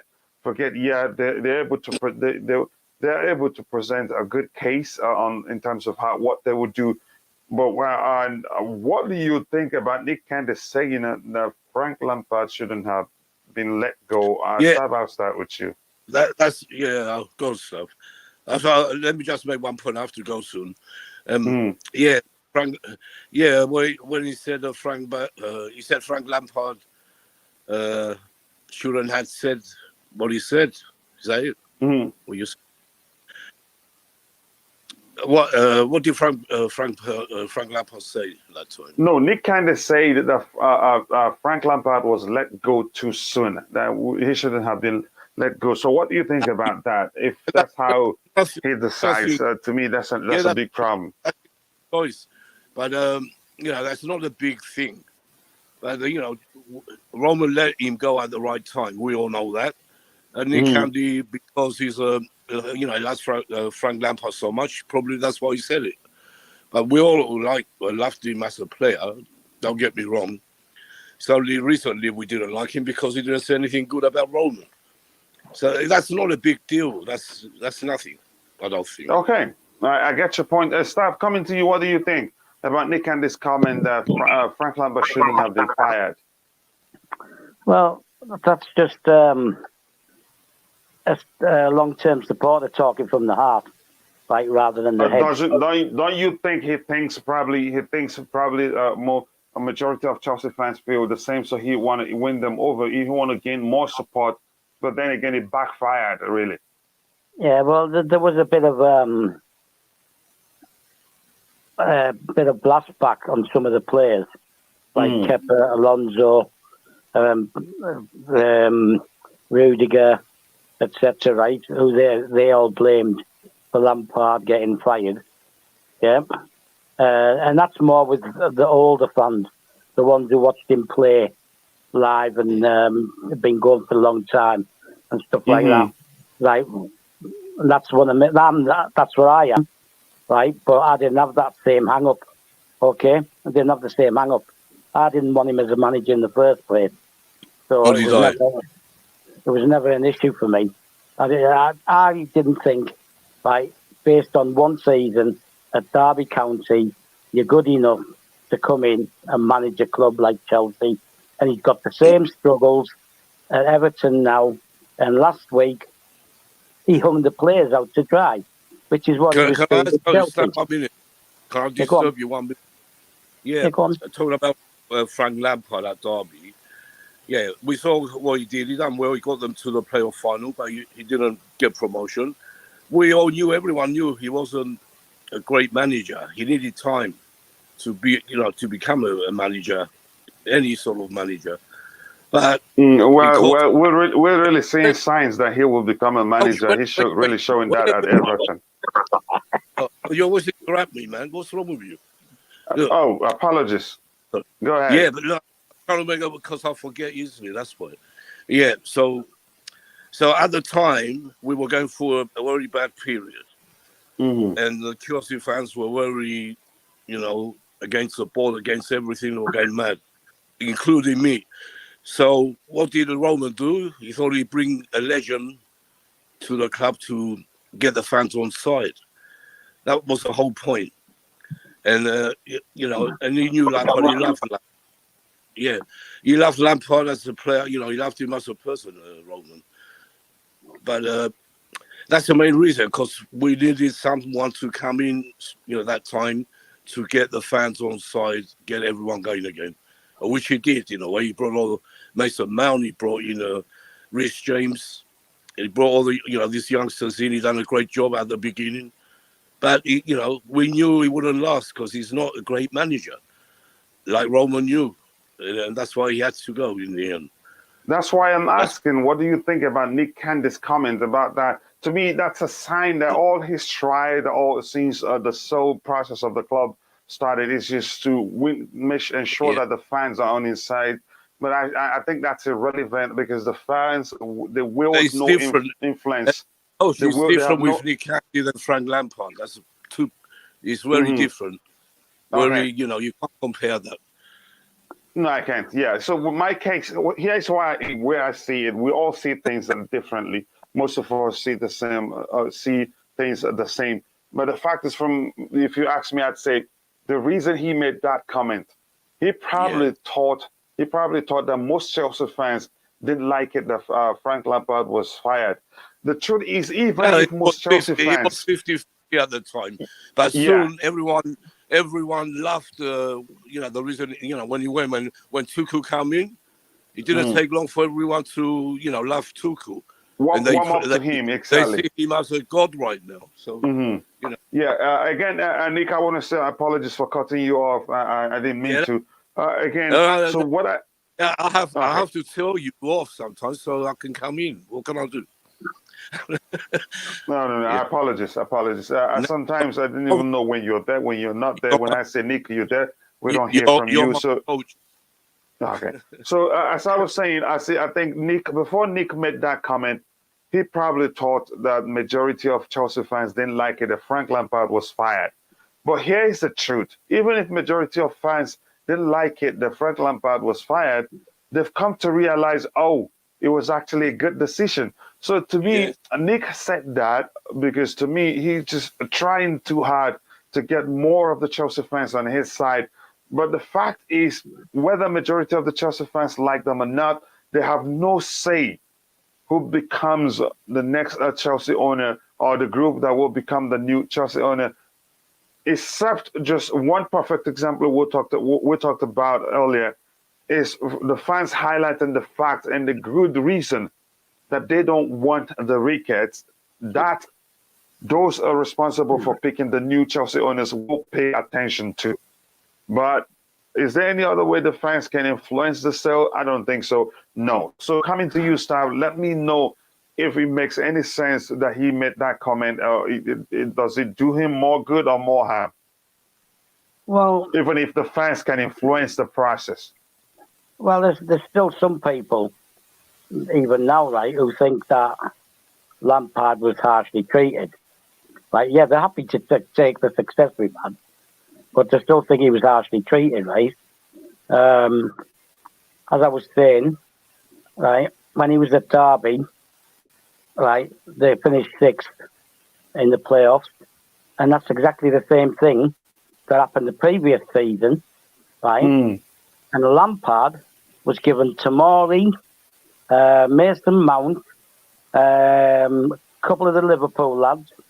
Can't remember their names now off the top of my head. Right? So he had about 5 or 6 young lads on loan, like top quality lads. So he had a better squad than the previous manager had, and he still didn't progress them, right? And they conceded as many goals as we did in the Premiership, right? Which to me suggests, and it does now as well with our Everton, and I've said it 100 times, he hasn't got the acumen to set up a team to defend, right? He doesn't have it. He doesn't have it, and I don't care. So bringing it down to where we are. Why do you think Nick Candy made that comment? Because that's what some of the older fans are like. They still don't think he should have been sacked. That's what you have to remember, right? Us older supporters, right? Yeah, like going back, we went 26 years without winning anything. So winning something is nice, but it's not the ultimate deal for some of us, right? And it's not the ultimate deal for me, right? I'd like to see us for the next couple of years get some of them young kids in, and if we have to sacrifice a bit of glory, as long as we're top 4, getting in the Champions League to progress with the funding and everything, right? I don't necessarily feel the need to win a trophy. If we win one, yeah, I'll get excited, right? I'll be happy, I'll get excited. But it's not the be-all and end-all, right? I said, remember we went top November the 31st, I think it was, right? The last day of November. We drew with Tottenham and we went top, and everybody was getting excited and getting carried away, right? But they don't like get analytical like I do through games, right? And I turned around and I said that I got into so many arguments. I said, look, we're not going to win the title, right? And we at some point we will start sliding down the table, and we slid down the table, right? Now he got sacked because Tuchel became available, okay? Because he got sacked at PSG. If Tuchel hadn't become available, they wouldn't have sacked him, right? Because there would have been nobody else. They wouldn't have sacked him. You get what I'm saying, right? So he got sacked because he wasn't doing a good enough job, and someone better became available. That's life. That's the way it goes in football. Well, tell me this, right? Sam, you're forgetting one thing, though. That's when we had all these injuries, COVID problems, that's when we didn't start going down. We were first, and we lost Rhys James and Ben Chilwell. And we didn't. Hang on. No, we didn't. I'm not talking about this season. Nick, I'm not talking about this season. I'm not talking about this season. I'm talking about Lampard. The second season under Lampard before Tuchel came in. I'm not talking about this season. Right? No, because you said we didn't have a chance. We went top. Right? Last day in November, we drew with Tottenham. Right? Drew, didn't win, and we went top. Stop. Let's not deviate too much. Let's not deviate too much from the main reason. The question I asked. That coming from Nick Candy, you explained it to me that he's saying that because the supporters don't care, right, necessarily about winning things every season, right? But all they saw was a legend, a hero, whatever. Right? And they want him to stay even if we got relegated. Yeah, and even now there's some who still think he should have stayed. They shouldn't have sacked him, right? And my point is, he only got sacked because Tuchel became available. It was no big deal to me because I didn't want Lampard in the first place, right? So for me, it wasn't a big deal. And I'd accepted we weren't going to win anything, but I also saw that we were going to slide down the table because our form leading up to going top wasn't that great, right? And lo and behold, December, January, we lost 6 times out of 10 or something like that, right? Yeah. So, and we slid down the table, and we went down to 9th, and he got sacked. Actually, on the Saturday we slipped down to 10th, but went up to 9th when another team lost on lost, and their goal difference went worse than ours. So we moved up a place without playing. So we actually slipped to 10th at one point, right? All right. It just All right. wasn't good enough. Yeah, I get your point. Yeah. I get your point quite clearly, and thank you very much for taking some time to answer that question. From Z16 Basement Flips, he's asking us, Chelsea takeover, new Saudi bidder emerges, Emir Zidane, chairman of the Saudi Arabian-based Zidane Group, has emerged as the latest public bidder for Chelsea. I have a question here because this comments and this we see in the media every now and then that there's a new bidder staff. Is it that they've been there all along, but we're just learning about them, or is it that the Ren Group, they're accepting new bidders? I just don't understand. I answered that question. We know that there was other people, right, who weren't making it public, okay? Right. So the thing is, they could have been there since last Friday, and it's only coming out in the media now. Right, somebody he's American born, so maybe someone in America found out and they've leaked it that he's interested and stuff like that. We're just learning about them because their interest has been made public. It's not like they're just beaten after the deadline or so. Because the way it's things that are floating around in the media just sounds as if the Ren Group are still accepting new bidders. I don't think that's the case. So thank you very much again for that, Stab. You were saying something. Go ahead if you're not through yet. Sorry, I didn't hear that last bit. Say again. Okay. I'm saying what I said is that. Go ahead. I'm going out and coming back in because I'm getting feedback. Be back in a second. Okay. Yeah. Okay, we've lost. Okay, Nick Blue is gone, so it's just me right now. I'll wait for Stab to come back in, but. Like I've explained, it's not like these guys are just putting in the beats. It's just that they've been there, but we're just learning about their interest in buying the club. Stab, were you still saying something? No, it's the whole process, right? We were told, right, by the media that the bids have to be in by 9 p.m. Friday, right? So that Bowley increases. Maybe 1 or 2 hours before, and the same thing with the Saudi media group. They've increased theirs, right, slightly before, right? So these bids could have been in anyway, right? And I can't see that the process has changed that much, right? Unless the only way it can be different is if somebody's contacted Rain and said, oh, look, I want to enter the process, and they've offered more money. Then they will accept the person. Okay, I see. Yeah, that makes good sense. That makes good sense. Again, I see declared, big up to you. Again, if you're in the chat and you want to join us on the panel, the link is there. And like I promised before, the Blue Morning Show will remain a marathon show until we get a new owner. Then we can reduce it to 1 hour. We have so much to talk about that 1 hour will not be enough. And because of it's an interactive show, that also highlights the need to extend the length of the show. So now, okay, you went out and back in again. I didn't know. So Olupol says, in my opinion, I believe Jordan Morris was the key to Lampard's success in Derby and Chelsea. Jordan knew the young players all through the academy. As soon as we signed new players, it became extremely difficult for them. That is deep. But it makes perfect sense. As soon as we signed new players that they didn't know that much, they started having problems. And Mikhail says it can't be trying to be liked instead of doing what was right for the club, as Roman ended up doing it over and over and over. Yes, Candy is just he's just marketing himself, and she brought somebody in whom she knew. He knew will be also good at selling their project, their plan for the club to the fans, and she's done quite enough job. Catalina has done. Even some fans weren't just interacting with her alone made them start to like her.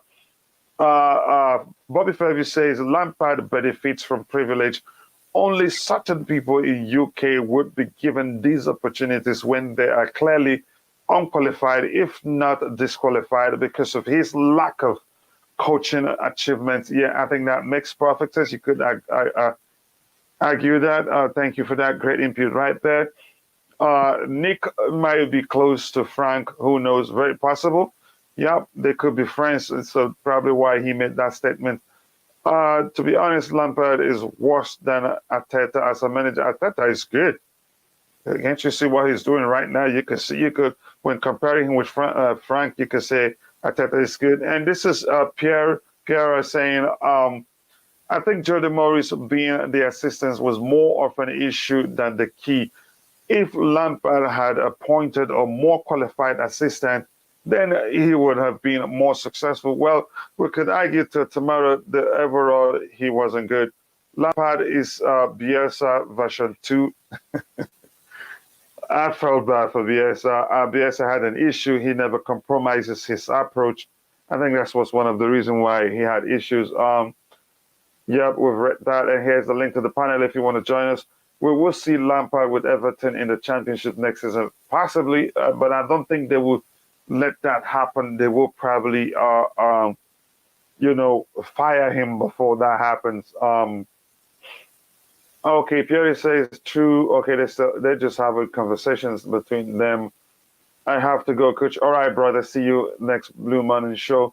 Lampard won't go. I think they will survive. Yeah, but they might end up firing him. I don't like Candy, but I am open to Koreans or anyone else coming in with the right action. I have issues with the group overall, and nice to see Fairboy here. Finally, you're live with us today and not watching later. Telling us that Lampard was sacked too early and should have had more time to take us to relegation. Shows Candy has no interest in making the club better. You could argue that that was a surprising comment from him, but like somebody said, I think it was Toulouse that said that he preferred Nick Candy probably prefers Lampard to lead us to relegation, and then that's a good achievement for him. I want to welcome LSC to the stream. How are you doing, brother? Yeah, not so bad, man. How you guys doing? I can't complain. I thank God it's another day, so we get a chance to talk about our beloved club again. So, LSC, let me start by asking you, what do you think about the construct, if you want to phrase it that way, or the makeup, if you prefer, of the Nick Candy group? Honestly, these guys are all over the place. Yeah.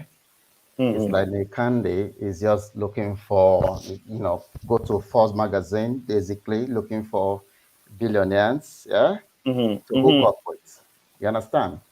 Why he be the face, yeah? That guy Mm-hmm. is trying to use Chelsea to boost his own personal business, his profile. Nobody knew him before now. But he's running around everywhere claiming he can spend money. I will spend like Abramovich. Are you kidding me? You don't have money to spend. You don't have money to spend. If you put 10 players together, they are, richer than this guy. Just 10 players. So how can you tell me you are going to spend like Abramovich when you don't have the money? You have to get permission from SYZ consortiums, left, right, or center. They're all going to be looking for profits. This is what we're talking about. So saying they have assets worth of 800 billion, yeah, is nothing. It's nothing. We are looking for real liquid. Okay, we need someone substantial that is extremely rich. Here, all we have is corporations. That's what their makeup is. Mm. Okay. Yeah, I think. So Yeah, go ahead. Go ahead. I know you're still talking.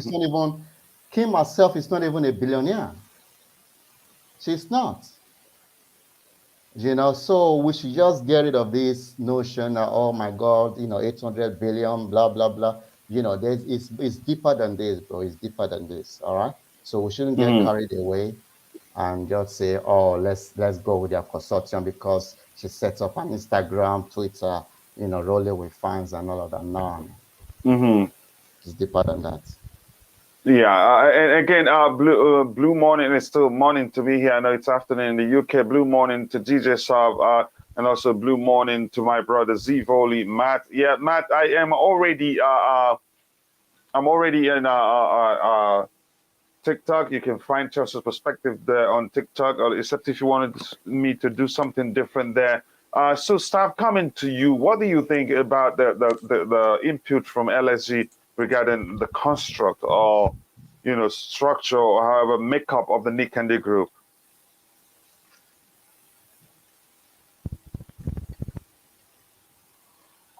Are you there, Stav? Yeah, he's managed to go out and find 4 backers, whatever their assets and stuff like that are. Like he's managed to go out and find 4 backers. So I wouldn't dismiss him altogether. He wouldn't be my favourite choice, like. But like I said, I haven't got a favourite because we don't know what they actually bring to the table. Right, we're just getting bits and pieces, dribs and drabs, right, and they're just making it up as they go along. Right, so me, I'm reserving judgment. I'm not getting carried away by any of them. I have certain ones I obviously would rather not have in the first place, but I can't just turn around and say, "Oh, I like him" or "I like them," because they all have plus points and minus points. But the question is, we don't know how good their plus points are, or whether it's all for show. Yeah, I want to answer this question where Olupo says, do you all think it's a good idea having multiple people making decisions from the club? Again, most clubs are structured like that. It just is we Chelsea fans were used to Romana being the guy that has the final say, and usually decisions are quicker when you have just one person deciding. But the fact is, when you're talking about organizations in the world where it's like a company producing products like products that people eat, they make better decisions when you have multiple people making decisions.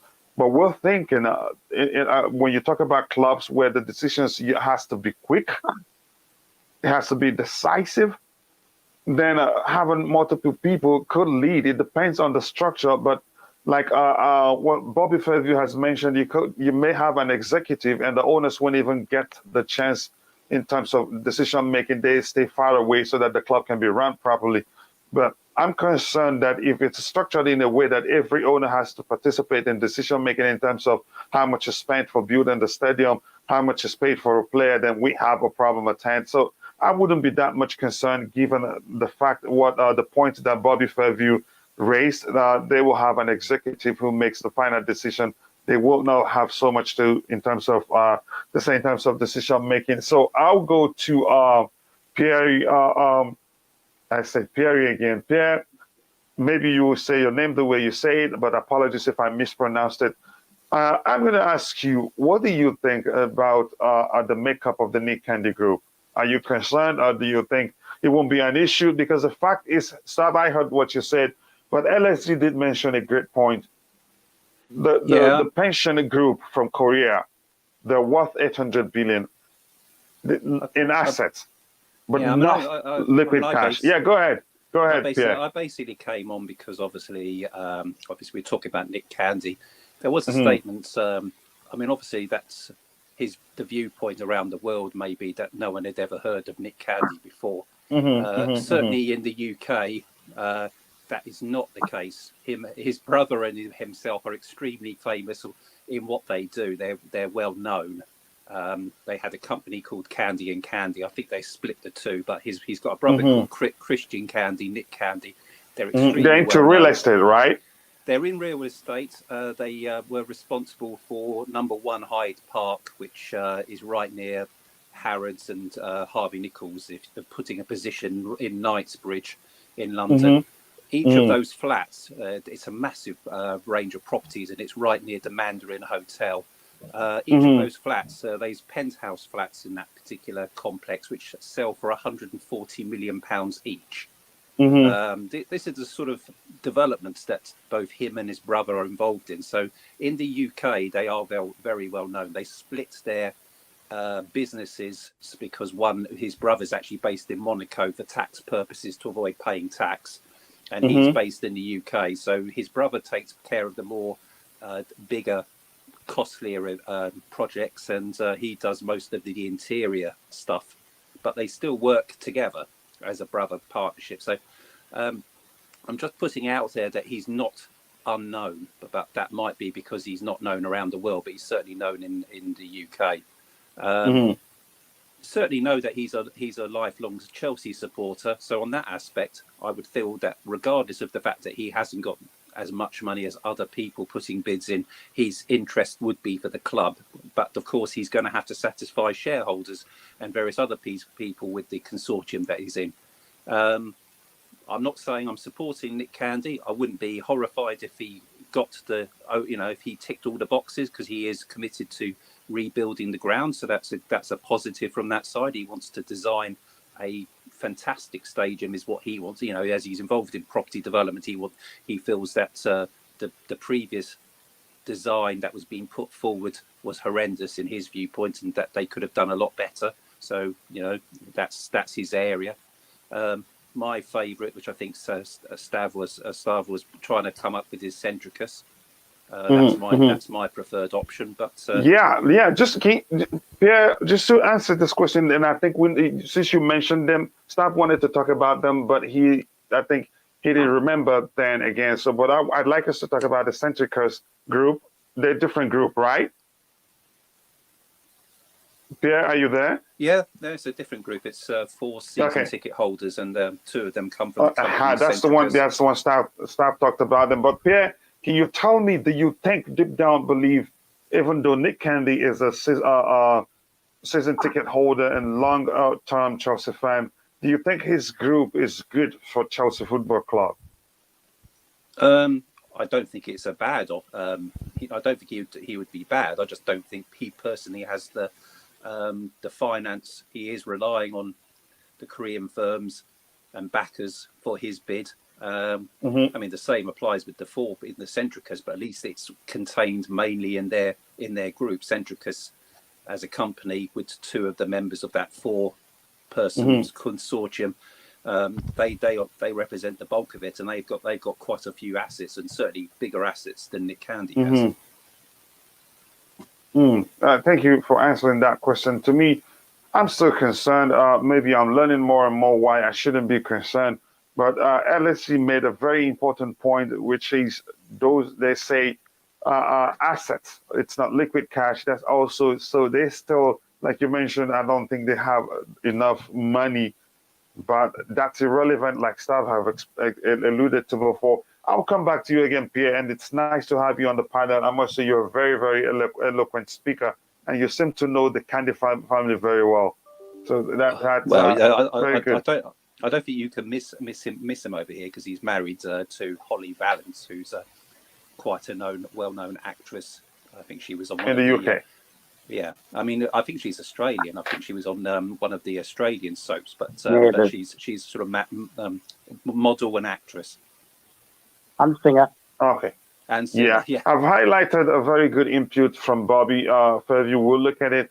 LSG, I'm coming to you. This question, this comment on the screen here is very good. And then I'll go to Stav, and then Pierre. He says, can we also consider the Asian market cash inflow from sponsorship deals through Catalina? Kim, not excited about Nick Candy. Well, he's part of the group. So his group is what brings the overall his group brings the advantage of sponsorship from the Korean market. So coming to you, LSG, I know you're concerned about the group not having liquid cash, but the fact is sponsorship is also important. What do you think about the potential of big sponsors from Asia, the Korean market? Yeah, we don't necessarily have to have this consortium run our club for us to have access to the Asian market. That's not how it was, So, but don't you think it becomes easier when you Not necessarily. All right. They might have an advantage. But a good marketer, we always, have a way, all right, to create a market, all right. Mm-hmm. We didn't have this consortium when we had Samsung sponsoring us, and Samsung is part of their market. Hyundai is part of their market, all right. But we Mm-hmm. did have them as sponsors, right? Mm-hmm. So, and if you look at the work that the Chelsea Foundation, the charity and all of that been doing in Asia, in Philippines, in Thailand, all over the world, all over that part of the world, all right? That was Roman, that was a Russian running this, all right? So we didn't need, an Okong, consortium to run our club for us to have access to that market. So having access to market does not depend on the nativity of the owner of the club. Hell no. Mm-hmm. You say, so it depends on the marketer and the people that are in charge, in this regard. Okay. So that's what it is. This consortium, honestly, I don't see anything. I don't see anything. Promising for us as a club because it's going to go bust in the long run. There's too much talk. The consortiums are all over the place. There is nothing structured, nothing planned. And the role that, because I was watching a Twitter account, you Mm-hmm. know, she was chatting with fans and all of that, The role she's trying to play at the club, is what Marina is doing at the moment. All right. The role she plans to play, yeah, and Mm-hmm. position at the club is what Marina is doing at the moment. And Marina has been voted to be the best in the world, yeah, at what she does. She's the best in the world. There's no one else. So there's definitely going to be some conflict. I know eventually there will be a transition and Marina might move on. Probably, if the rumors are true that Roman is about to buy Gostep, a Turkish club, then, it made logical sense for her to move to Turkey, all right? But if that is not the case and she remains, there's definitely going to be some clash and all of that, So first thing we have to see, the C&P Sports, they say they are an agency that run the football contracts and all of that. Do we know of any, high profile footballers that they made transfer of? Basketballers. Do you understand what I'm saying? We Yeah, don't yeah, have I'm with any you. idea. We don't have any idea. At least, as a football agent, as a sporting agency, we know, the agency that, that runs Lukaku. We know the Mm-hmm. agencies that, that runs, Haaland and the rest and all these top players. I've never heard of CMP Sports. So these are just bunch of opportunists, yeah, coming together trying to take advantage. All right. And I've Mm-hmm. still saying it here, I can never go past the fact that I imagine that Nekandi was a snitch, yeah, that will go behind, because the Tory don't go behind our back and go and snitch on Roma. I imagined it to be the case, and then there was a confirmation of it. Yeah. So that's it. It's called the signing spirit. You Okay. just sit and you imagine something and it happened. This guy, Mm-hmm. there's evidence. Now, it's not just my brain telling me. It's not just my mind telling me. Talking about his popularity, I live in the UK. I've never heard of him. All right. Probably the actress that he's married to or the girlfriend or whatever. But that guy gives me Rory vibes, Rory Jennings vibes, those sort of proper chess people, like, oh man, you are not a proper chess Mm-hmm. because you're not born Yeah. at Chelsea and all of that. You don't live behind Chelsea, those kind of talk. All right. So I'm not interested in that. All right. Okay. Yeah, I'll come to you again. I think Stab went off maybe a battery issue or something. But Pierre, before I come to you, I want to introduce to those of you in the chat that don't know about the Chelsea Perspective blog. I urge you to go check it out. You can see some good articles there. We have for the articles we have Olaoluwa, who's a fine writer, and overall we also have Dan Hill. Dan Hill also writes for the Chelsea social. We have plenty of article for you to read, and I think you will enjoy it. And please do remember to share the blog with other people you know that likes to read. So, Pierre, coming to you, what do you think about this statement on the screen regarding the sponsorship opportunities in this Asian market? Is that a big advantage for Nick Candy Group? Would that be enough to carry them through the process?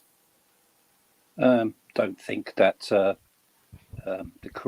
having Korean backers makes any difference on the sponsorship. It doesn't mean necessarily that Samsung are going to come back as our new sponsors or anything else. And as mentioned, we had sponsors from Asian countries beforehand. The Japanese tire company, Samsung, Hyundai, obviously for the shirt sleeve, and obviously 3, which it's a UK-based company, but its overall owners is Hutchinson, based in Hong Kong. But yes, our previous shirt sponsors. The only thing is, if with an American consortium, I'm not is the fact that potentially would get some ridiculous, like Manchester United got a lot of American sponsorship. That was the only thing that opened the door. But and they had some awful sponsors, in my opinions, logo wise. But yeah, I don't particularly think that any owner or consortium is going to have an advantage. Sponsors will come if the club is desirable enough. If Chelsea are winning competitions, they won the Champions League now 2 times, and obviously other current holders. Those are the sort of things that attract sponsors, not who the owners are. I think you hit the nail right on the head. I think sponsorship opportunities are no guarantee that they will make it emerge as the new owners of Chelsea Football Club. And like you said, sponsorship will come if the club is attractive. Was that how you phrased it? I'm sorry, I don't want to misquote you. Well, yes. I don't think just because if Nick Candy's consortium with Korean backers come in that it helps them above any other consortium. The suggestion here is it will help them get Asian sponsors, but it's not. We've had Asian sponsors before. It doesn't require a Korean-backed consortium to do that. Yeah, I think you make a good argument. And before we continue, we have about 35 likes. I think we can do even more. And also, I want to ask, if you haven't, please like the video to help us reach more people.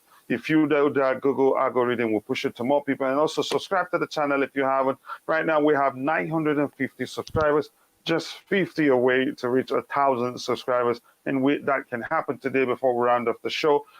Now, Staff, coming to you, what do you think about the comment regarding sponsorship opportunities in the Asian market? To you, I've asked Pierre and LSG that question. Do you think that will be enough to carry the Nick Candy Group through the process? Well, let me put it this way. Yokohama, right? Far East. Samsung, Far East. Carabao, Far East. Right? Hyundai, Far East. Right? All acquired by Marina. Okay? So, I'm not really sure. What we need is people who are willing to put money into the club. Right? Sponsors are easy to find. Right? And we've had 4 from the Far East. Right? We've had Gulf Air going back to the 80s, and we've had Emirates Airways as well. Right? So it's not an issue. The Middle East. Right? So it's not that big an issue for me. They've got to bring more to the table than just having access to the Asian market. Yeah, because that's what all of our sponsors have been, pretty much from the Asian market, and that's come from Marina, hasn't come from anybody. And that has happened without them already. That's been happening without them. Yep. Yeah, so that makes sense. Thank you very much for explaining that. So let's breeze through the comments, then we can come back again. Nick Candy believing that he can rebuild Stamford Bridge and be profitable reinforces my view that there's a lot of hot air. Sorry guys, but I am not hearing any good news about these buyers. Over to you, Pierre. What do you think?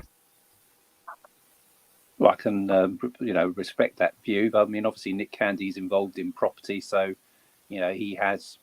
I haven't seen his plans, but he obviously has an idea of what he'd want to do to Stamford Bridge. he's certainly not going to go back to the previous architects. You know, reading the comments he had about the previous design for Stamford Bridge, but his aspiration is to make Stamford Bridge the most attractive stadium with the capacity. He believes that Chelsea should have a stadium that people should be proud of. But at the moment, we're speculating. He's just one person in the frame, and he's not my favourite, as I've already stated. But if he was to be chosen, I would prefer Nick Candy to certainly above the Ricketts Group and also Todd Bowley. I'd prefer his consortium above the two American ones. Yeah, I think you make it a good argument. Tobago, sorry to hear about your brother. I hope he gets better. We were praying for him. Just say it. You want Todd Bowley, then. I don't think anybody here has said they want Todd Bowley. We're just making some argument, and let us know who you're talking about first. Let me see if we can find something else to address here. What about Americans? They all talk as well. A lot of them. That's why if you read the comment by what's his name, by Bobby Fairview, he says, "Sorry guys, but I'm not hearing any good news from all these buyers." He didn't just say it's not specifically, saying about he didn't. That is, he's not liking one and then hating the other. Chris, how are you? And thank you for finding time to join the panel. How are you doing? I'm good. How you guys doing? I'm fine, and for others, I believe they're all good. That's why we're here, trying to make sense of the whole thing that's happening to us and our beloved club. Can Bobby Fairview please explain what he means by Stop. Let's accommodate Chris. It looks like he's on the road. Let's accommodate him. Then you can say something. Go ahead, Chris. Thank you. I just wanted to make a very quick comment. I think as Chelsea fans, we have been living a fantasy. Yeah. With the fact that we had kind of a sugar daddy that gave us everything that we wanted. Mm-hmm. So the idea that we're looking for someone that doesn't want profit is really, it's laughable, really. There's nobody that's going to put that kind of money that would not want profit. So let's just rule that out completely. Everybody, you can't put. Look at people scrambling for consortiums. What do you think they tell them? You think Nick Candy is telling his partners, "Oh, you are going to love the club. You're not going to make money."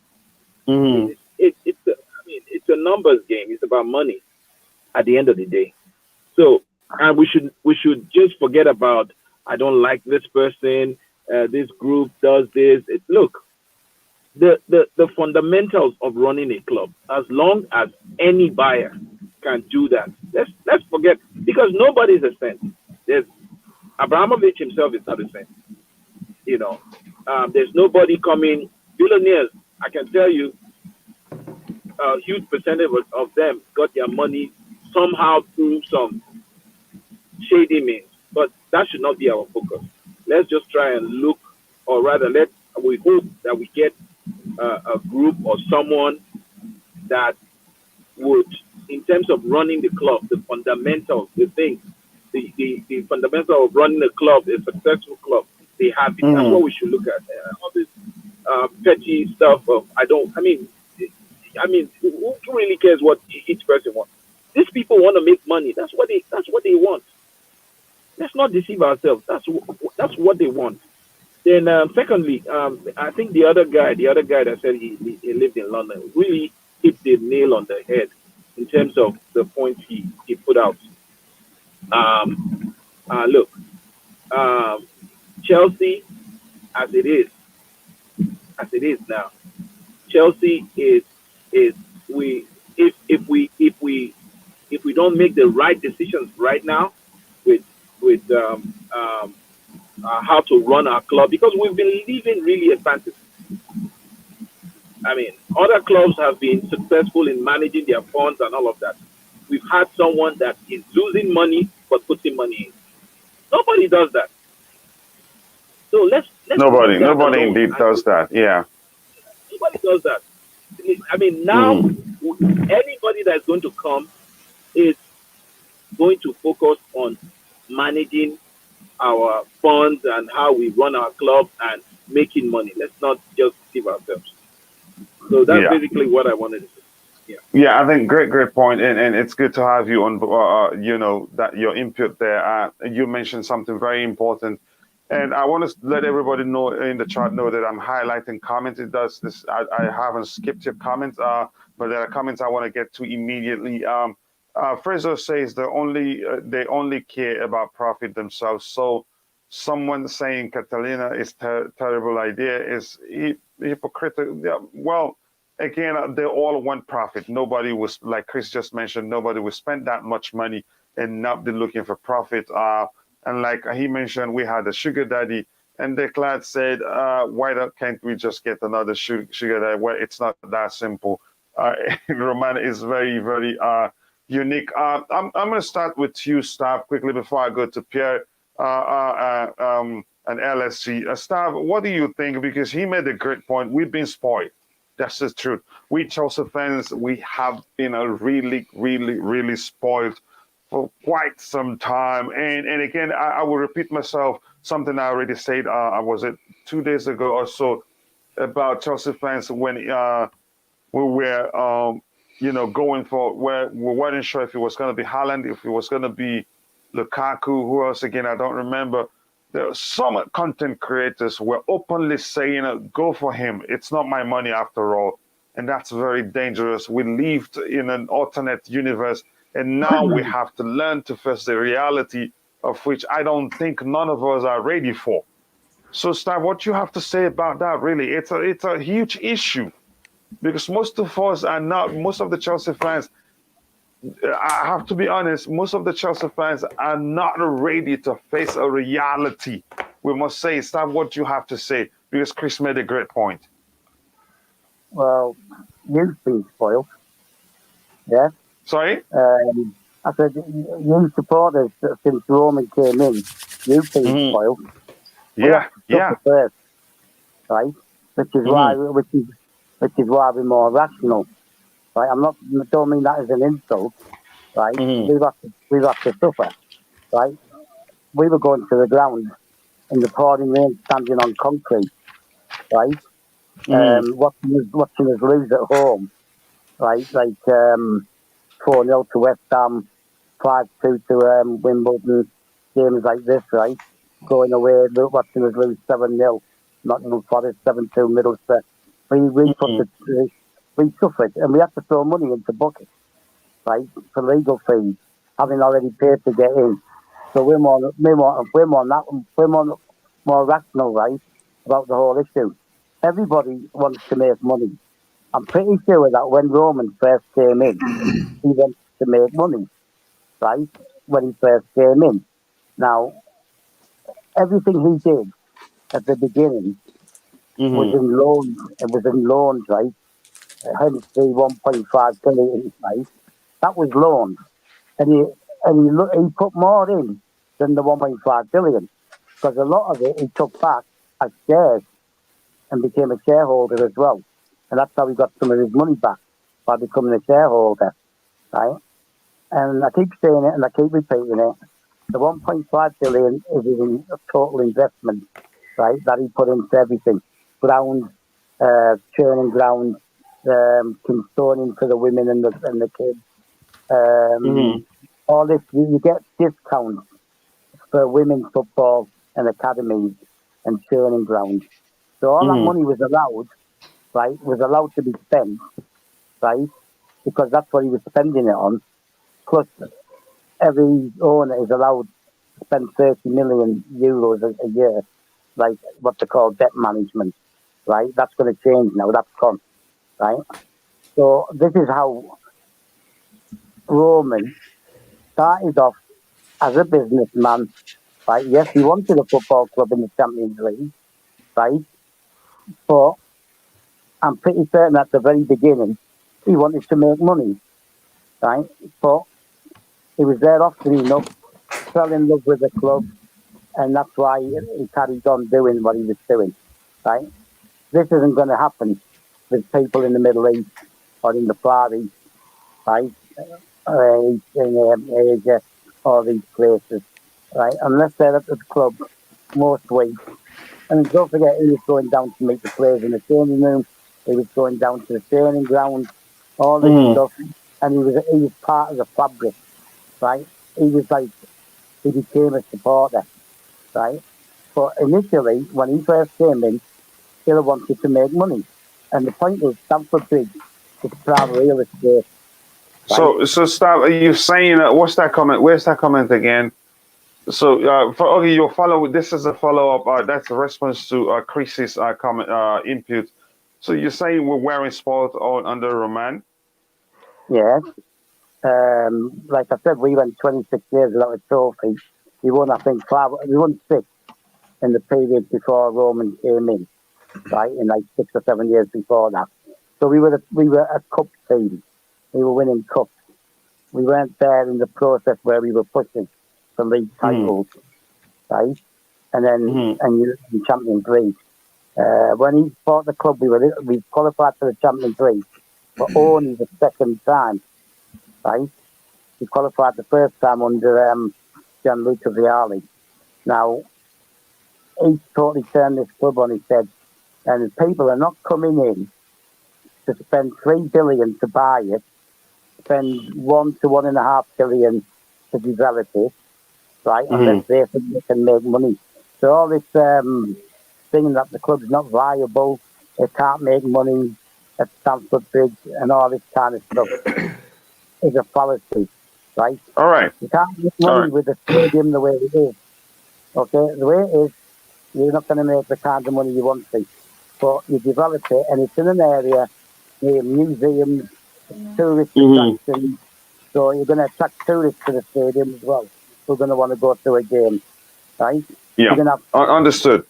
Yeah, so understood. If you can allow me, okay, Pierre and LSG, if you guys can be patient, let me bring in VJ because he just joined us. DJ, are you there? Welcome to the panel. Always good to have you around. Hey, can you hear me, Coachila? Yeah, crystal clear. Crystal clear. Right? All right. So how are you guys doing? You wanted to say something? Go ahead. Just a couple of points. One thing on this particular term that we refer to as sugar daddy. I don't think so. We should be doing that anymore, as Chelsea fans at least. Reason why I say that is because, I mean, the oppositions, of course, when I say oppositions, the rivals, of course, will say Roman was there to actually pump in this money like a sugar daddy. But I do have a bit of a disagreement. If you look at the finances most closely, we've not done that great in terms of like finances. I agree the last year, but before those years, last 3 years, we're actually doing profitable business. You could attribute that to the success of selling Eden Hazard or anything of that sort, but we still ended up on a high note in the last 3 years, except for the last year. Okay, so having said that, Roman has in essence stopped pumping money into the club in the last 5-6 years, where he's just contributed close to 19.9 million, if I'm getting my numbers right? So in essence, we have started to move to the phase where we are starting to look at us as a more self-sustainable club, if that is a term that you would not right now agree with. Maybe later you might, right? The reason why I call it more self-sustainable is that the way that we have developed Chelsea is from the roots, is from the ground up. Cobham, the training facilities around it, the people around Stamford Bridge, right? The locality as a whole. That is how we started developing Chelsea, and that has been an integral part of the development effort from Roman Abramovich. So the first 10 years or the 5 years of his takeover required a lot of cash to be pumped in, because we had to actually break that setup of Manchester United, Liverpool, and Arsenal dominating the league all the time, right? And he had to do something to change that dimension. That's where he brought in this sort of a cash. He brought in players from different leagues. He wanted to spend that additional amount. I was speaking about this in my previous stream as well. One thing that we also have to realize is that when Roman started pumping in money, the FFP also started getting stricter and stricter as years progressed. As and when Roman found loopholes to actually get his money to Chelsea Football Club. If you guys look at the account statement, you could see that until 2014 we had the operating office for Chelsea operated from Singapore, not from Fulham right now, right, or Fulham. So he was finding different ways to pump in money, and the FFP was finding different ways. As and when he was finding those ways, they were finding ways to block him, right? Block the inflow of the cash because it was so much. And then at some time, they realized, okay, fine. Roman realized, okay, fine. Right now, I don't have to actually do that. It's done and dusted. I mean, the club is kind of operating on its own. That's when he will get a confidence, or he was getting a confidence, that my subsidiary is actually getting things done at a normal phase, so I can just concentrate on the other subsidiaries of mine, right? So this is probably how that Roman era was defined, according to me at least, right? And this is how I would define it if you ask me. So this term sugar daddy doesn't necessarily have to be said for Roman Abramovich, given the current context of things, because the last 5-6 years we've been not relying on his money most part of our operations. Having said that, that was my one point, and the second point was on the South Korean ownership. Um, so this is my context into, or this is my understanding as to how that bid is evolving. I might be wrong completely, but I'm pretty sure we've got a lot of knowledgeable panelists here who can correct me if my understanding is wrong here. The thing is, what I understand from what we have for Nick Candy is that Nick Candy is kind of the front guy for it, right? And he wanted fund, and this fund was actually arranged by Catalina Kim, um, and Hana Financial Group is the owner, the South Korean entity who is going to be joining with Nick Candy to actually go ahead with the bid. But I still think Catalina Kim is not a direct investor in the club or in the bid as such. The reason why I say that is, if you open up CNP Group profile and if you look at the business, the deals that they usually do, it's more around broadcasting. It's more around player, profile management, player agent management, and business management, sponsorship management. This is exactly what they actually do for their business itself, CNP Group. So if Catalina Kim was involved in the bid, I think she was involved in a facilitatory, capability. Like how you have Goldman Sachs, who's actually the facilitator for Todd Bowley's group. It doesn't mean Goldman Sachs are actually bidding, but they are the facilitators in terms of, at least on the advisory capacity, they're the facilitators for the bid. So money, in essence, is coming from Hana Financial Group, but she's the one who's facilitating it because of her contacts and her sponsorship and her experience with football management, in essence. So I think that is how I look at this, because when she says in the statement as well, she's saying that, I'm pretty sure you would have read that statement as well, where she says South Korea, it wouldn't be, it wouldn't be it would be new for South Korea to get into football, right? Who says South Korea cannot, get into football? That's how she's been talking, right? And the subject that she refers to, you might think she's actually referring to herself here or her group of companies here, but I think she's in essence referring to Hana Financial Group, who are actually going to be doing the bid. And she's someone who's worked in the embassy in the past, the British embassy in the past, and she has, she's been in Britain for most of her life actually. So I would consider her more of a facilitator than an investor in itself. But it could also be some sort of this Amanda Stavely situation where she kind of has that 10% share or something of that sort, right? Yeah. Could be that way, but I wouldn't be surprised if she was just the facilitator and just being, the media person.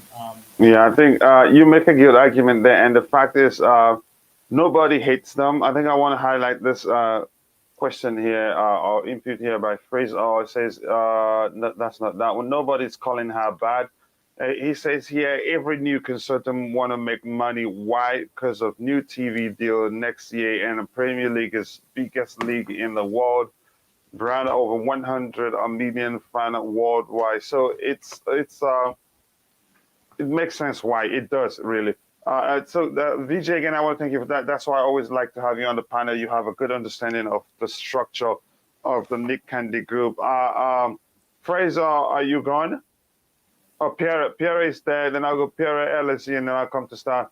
Pierre, asking you this question about the sugar daddy statement, and then also, the fact is, you and I know definitely things will change. The way the club operates will most definitely change because most definitely we'll get a new owner who will be profit focused, which is only natural. That's what businessmen do.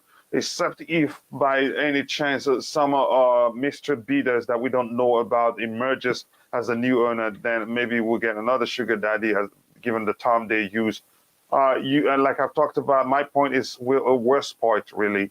Even whether romance, what the money he spent was to help bring the club up to standard, whether it was, you call it an investment or whether, however you want to put it, still, we've been so spoiled under Roman that we don't know in reality how football clubs are run.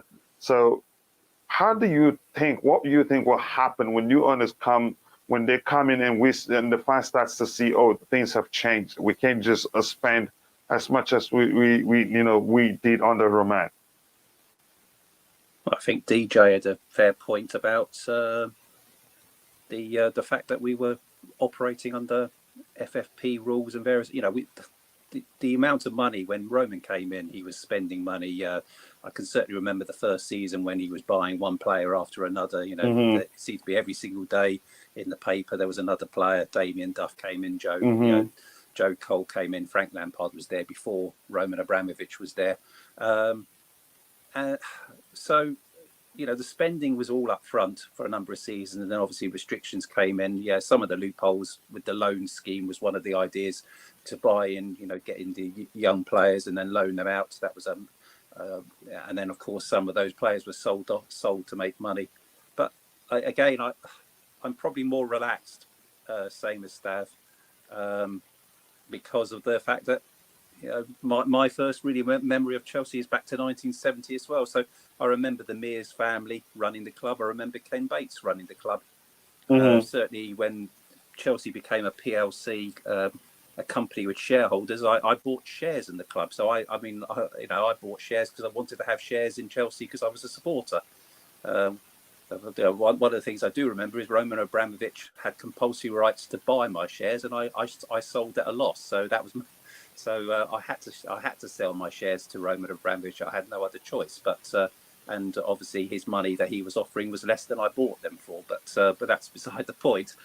I remember the club being run under several ownerships. Well, certainly 3 ownerships in the history. The Mears family, and in the mid-70s when the club went into financial ruin, that was when they were attempting to build a 60,000 seater stadium, which I'm sure. Certain people remember that East Stand was the first stand, and it was supposed to go all the way round, and it was supposed to have 60,000 in there. And obviously that never happened until Ken Bates came in and built the other stands with the hotels and stuff. But as I'm not as worried as other people about new owners, and I don't expect them to be the same as Roman Abramovich. And I remember owners previous to him that ran the club as a business, and that's how it's going to be run going forward. I don't think Roman Abramovich just ran it as a plaything either. I do feel that he tried to get the club to run as a business and to be self-sufficient, and that's how it was starting to become. They were not spending money to make losses necessarily. They were spending to actually buy players in and not go into debt all the time. And that's why building a new stadium or redevelopment would be a help. We obviously need the marketing and spreading becoming as global as Manchester United, but obviously having 60,000 stadium minimum would help make Chelsea become more self-sufficient.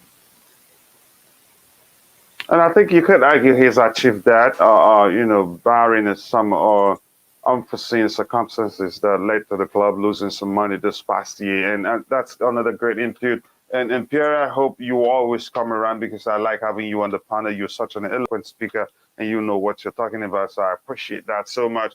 LSC, what do you think about it? I want us to address the sugar daddy comment. What do you think about it? What do you think the change in the way the club operates will affect the fans in terms of them? Like I talked about some comments from some content creators saying just pay the money. I don't care. It's not me. I'm not the one spending the money, something like that. So I wanted you to talk about the sugar daddy comment. I know you understand what Chris meant when he said Yeah, that quite well. yeah. I think it's And before based you continue, I on want to say yes, it was a great indeed, great analysis from VJ. Financially, I think he's in the same level as staff. They understand the financial aspect of the whole thing very well. And it's not like I'm not skipping your comments and highlighting them, and we'll look at them one by one and address them if need be. And also, if you haven't, please do subscribe to the channel. We need just 49 subscribers more to get to 1,000 subscribers, and I believe we can end today, even though we still have just a few minutes to round up, we can achieve that today. You go ahead, LSC. Yeah, I think it's more of perception, about us because of what happened when it came, in the beginning, spending money and all of that. So Mm-hmm. it's a fallacy of all, unwarranted assumptions. They're making these assumptions about us without proof, without any evidence. If you Mm-hmm. actually look at the numbers, we've been very, very conservative in our spending, over the last 10 years. Our net spend stands at about is it 433 million pounds. For a club like Man United, is going to, I think they're around 860 something million pounds. Yeah. Mm-hmm. Man City, is as, it's about double what Chelsea net spend is. But nobody is talking about that. Why? Because people see Roma as a single owner. They don't look at it as an entity. They just look at it as a sugar daddy because he's one Mm-hmm. person. That's the perception there. That's why they're having, had it been, it was, three people, four people, like the way Arsenal used to be. All right. So Mm-hmm. nobody will be saying this like we have a sugar daddy, you know. But socially, we cannot say Arsenal have sugar daddies. Yeah.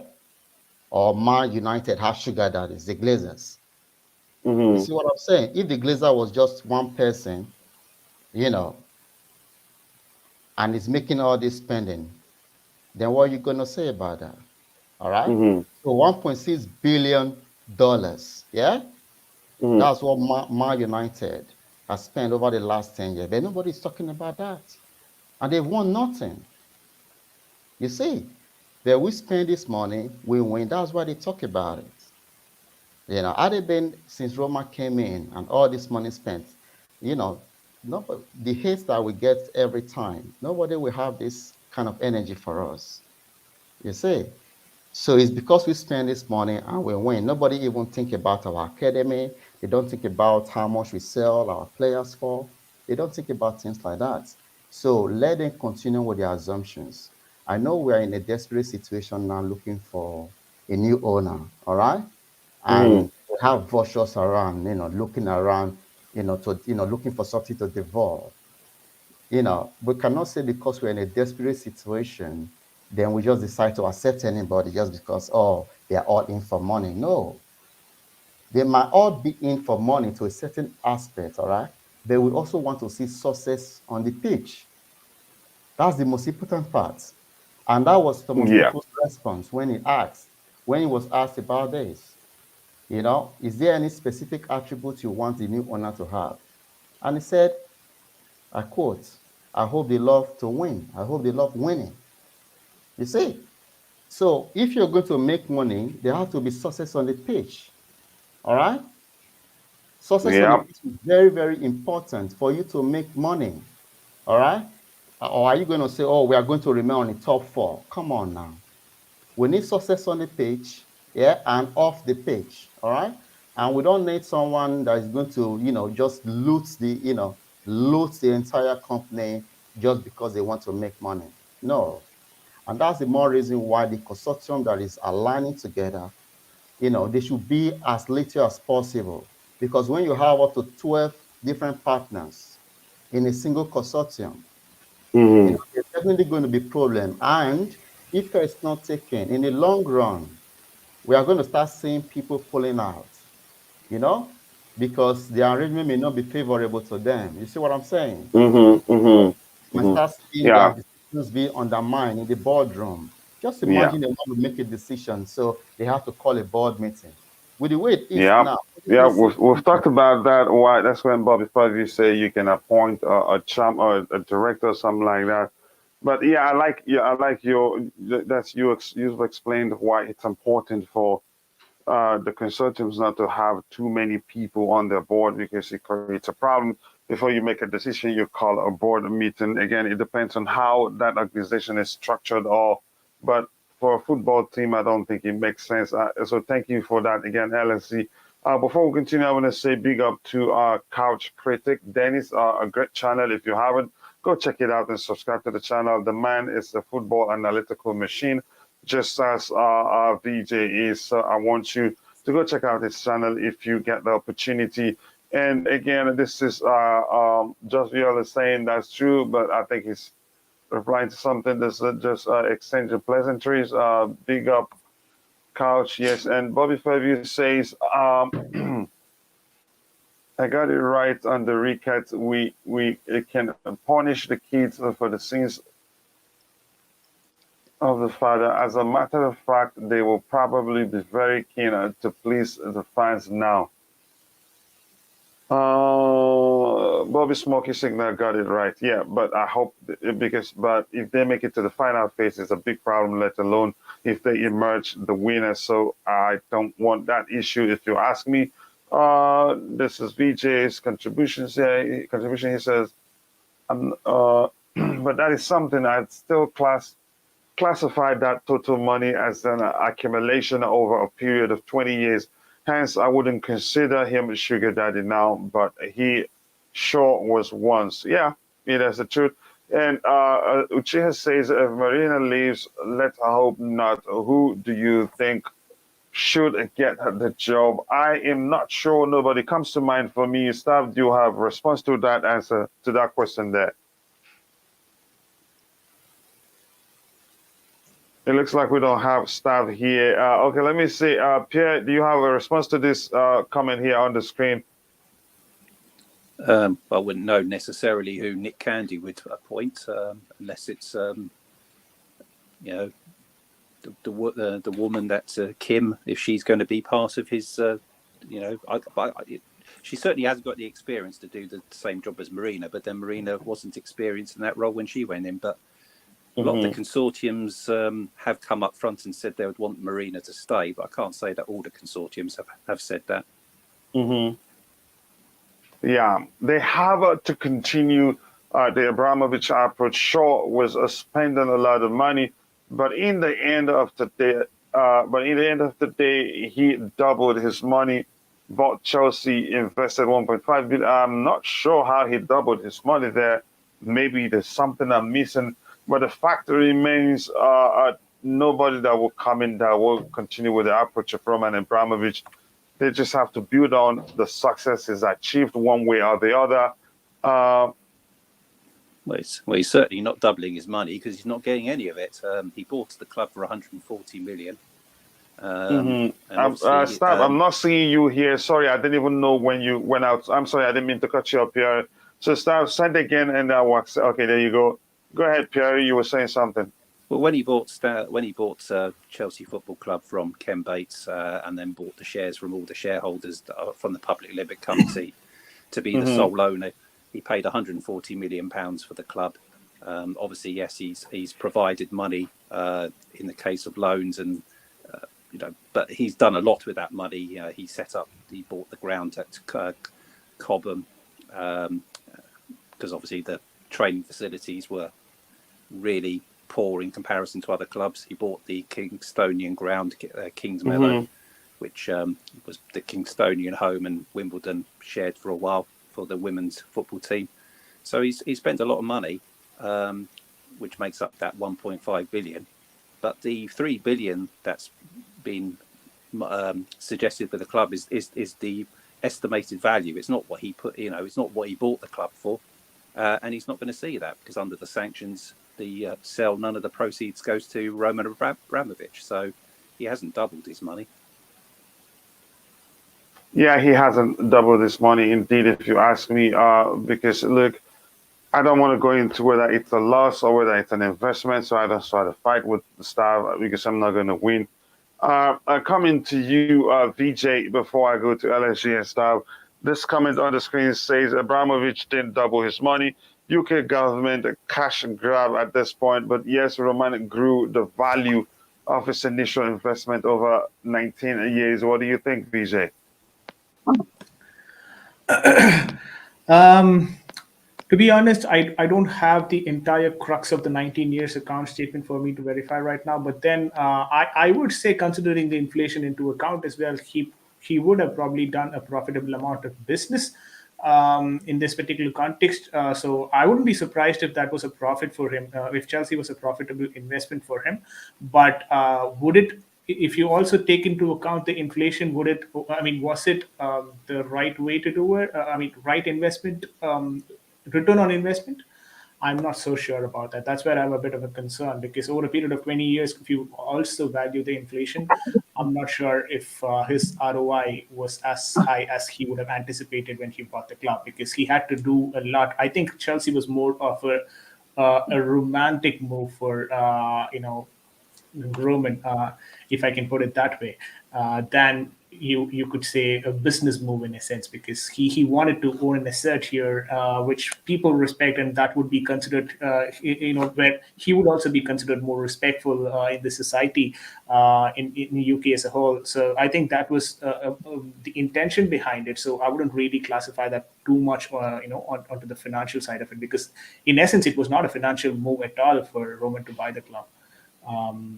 If I'm being perfectly honest about it. But I do want to address one comment or one question, if I may, about who is replacing Marina, if things comes to that. Can I? Yeah, go ahead.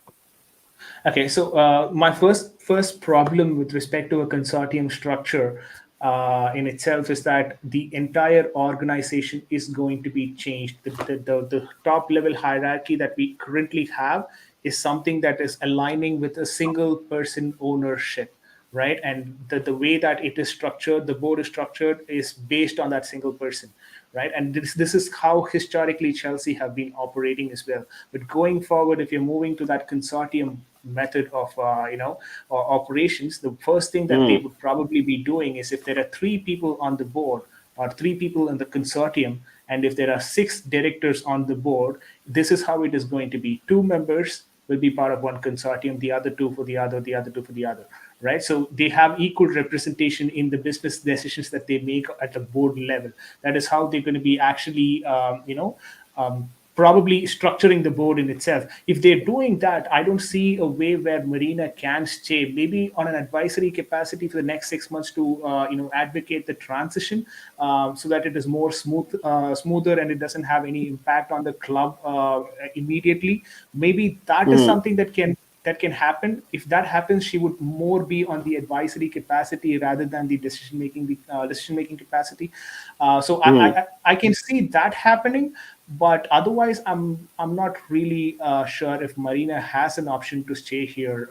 And considering the fact that Roman apparently is also interested in buying a couple of clubs, one in Brazil and the other one in Turkey. Marina could also find a job back there because they have a very close working relationship when it comes to the business side of things. So I wouldn't be surprised if Marina leaves, but would I want her to leave? Definitely not. Would there be a transition period if Marina is leaving? Apparently there should be. And how much of a transition period that should be? It should be 6 months and more on an advisory capacity, if you ask me. Who will be replacing Marina there? That question is yet to be answered, but then there are suitors across because we've got the Liverpool guy who's just resigned. Barcelona, Ramon Plains also has just completed his tenure back in Barcelona. So we've got a couple of good fits. I think there is an Ajax director of football who's also completing his tenure by the end of this summer. So there are a couple of suitors, and if you don't want to consider all of them, you could still go for Peter Cech, who might not be as fluent in terms of the negotiations side of things, but then I'm pretty sure he's good with the footballing side of it. And what he, in essence, brings to the table is that particular Eastern Europe market that was kind of being dormant when it comes to Chelsea Football Club.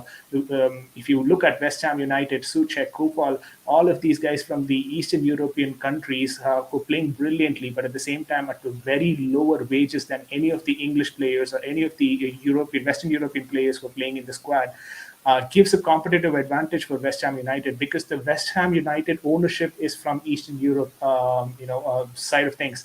They're basically Czechoslovak, or should I call Czech Republic owners. So they kind of facilitate those Czech players, or the Eastern European players, to come in and play for West Ham United. And this particular person, Peter Cech, for us, can also do the same kind of a move, because he has a lot of influence on the Eastern European countries. He knows that market better. So I think he would be a very good suitor for that. But in terms of negotiations, I think this transition period with Marina and Peter Cech will really be important, because it's not that Peter Cech doesn't even know how to negotiate. He was the first person, if you remember, who came outside Stamford Bridge when there was a Super League protest, talked with the fans, and then took the concern to the board, got it resolved, and things like that. So that in itself is a negotiation. So he has experience of doing it. Maybe in a more professional environment where he has to deal with bigger guys, bigger fishes when it comes to European football. That is something he needs to understand and learn more. I think Marina can still make him do it, but Peter Cech would be a good shout as well, is what I think. I believe Marina, no matter what happens, stays a while. But most importantly, you mentioned it, that I like, is if a consultant emerges as the winner, the structure will most definitely change and may result in Marina being that is not being relevant to the new structure and the new owners. But again, you establish that no matter what happens, she will stay for a while to facilitate a smooth transition from Roman to the new owners. That makes great sense. So this question here from Mikhail says, any of the bidders owning teams are already doing well with their existing teams? I'm not sure. Well, the one already I've heard about are the Ricketts, and they're basically running their club 6 feet below. Anybody here on the panel has any idea if the bidders? I think LA Dodgers are doing fine. Todd Boehly. Okay, Todd Boehly. Any other one? Apparently, I saw a news from Pius who mentioned about basically Sky Sports, who actually just released 2 hours back that the Atlanta club was interested. One of the owners of the Atlanta club were also bidding for Chelsea. So not sure how true that is, and if that is, if there is any substance to it. I think they are considerably running their club in a better form now. Okay. Quickly, I'm going to come to you in a bit, Pierre. Just be patient with me. LSC, looking at this comment here, which says, first one says, but he says, but what worries me is how will they justify the initial spend in the interim, and then followed it up with this comment, basically expect mega commercialization of club assets and team and the current philosophy. What do you think, LSG? Yeah, obviously there's going to be changes, But what are we, like someone said before, the current structure is meant for a single owner, all right? But I don't think going forward we will need a single owner anymore, because if you own, the reason this sanction worked on Chelsea is because Roma basically own 100% of Chelsea, So had it been it was 50%, then this wouldn't have worked. Then they would just say, okay, let him get rid of his shares, and then Chelsea can move on, So in terms of commercialization of our assets and all of that, I can understand how that can be an issue, but it's also an avenue for them to make money. I don't care if they use our name to make money, if they are selling our rights left, right, or center. I don't care about that. All right. What I'm interested in is this, all right? We need someone that's knowledgeable about these transfers and can handle the money. Someone recommended Peter Cech. I don't think Peter Cech, is cut out for this when it comes to the money aspect of it. I don't think, it could be around and be a scout, and stuff like that. But in terms of dealing with other clubs, the moment they hear Chelsea, yeah, it's not the same wage they're going to be taking about compared to a club like West Ham. All right. Nobody talk about them. They have about 4 to 5 or 6 billionaires running their clubs. All right. But nobody call them sugar daddies because it's not a single owner. All right. So we don't have to be desperate, in terms of who the new owner will be. People floating an account. Chelsea has been through a lot. All right. Mm-hmm. So this is why we must be very careful on who is going to buy this club, because we don't want any scandal. That's why we were against the Ricketts family, because we don't want scandal. All right, nowhere.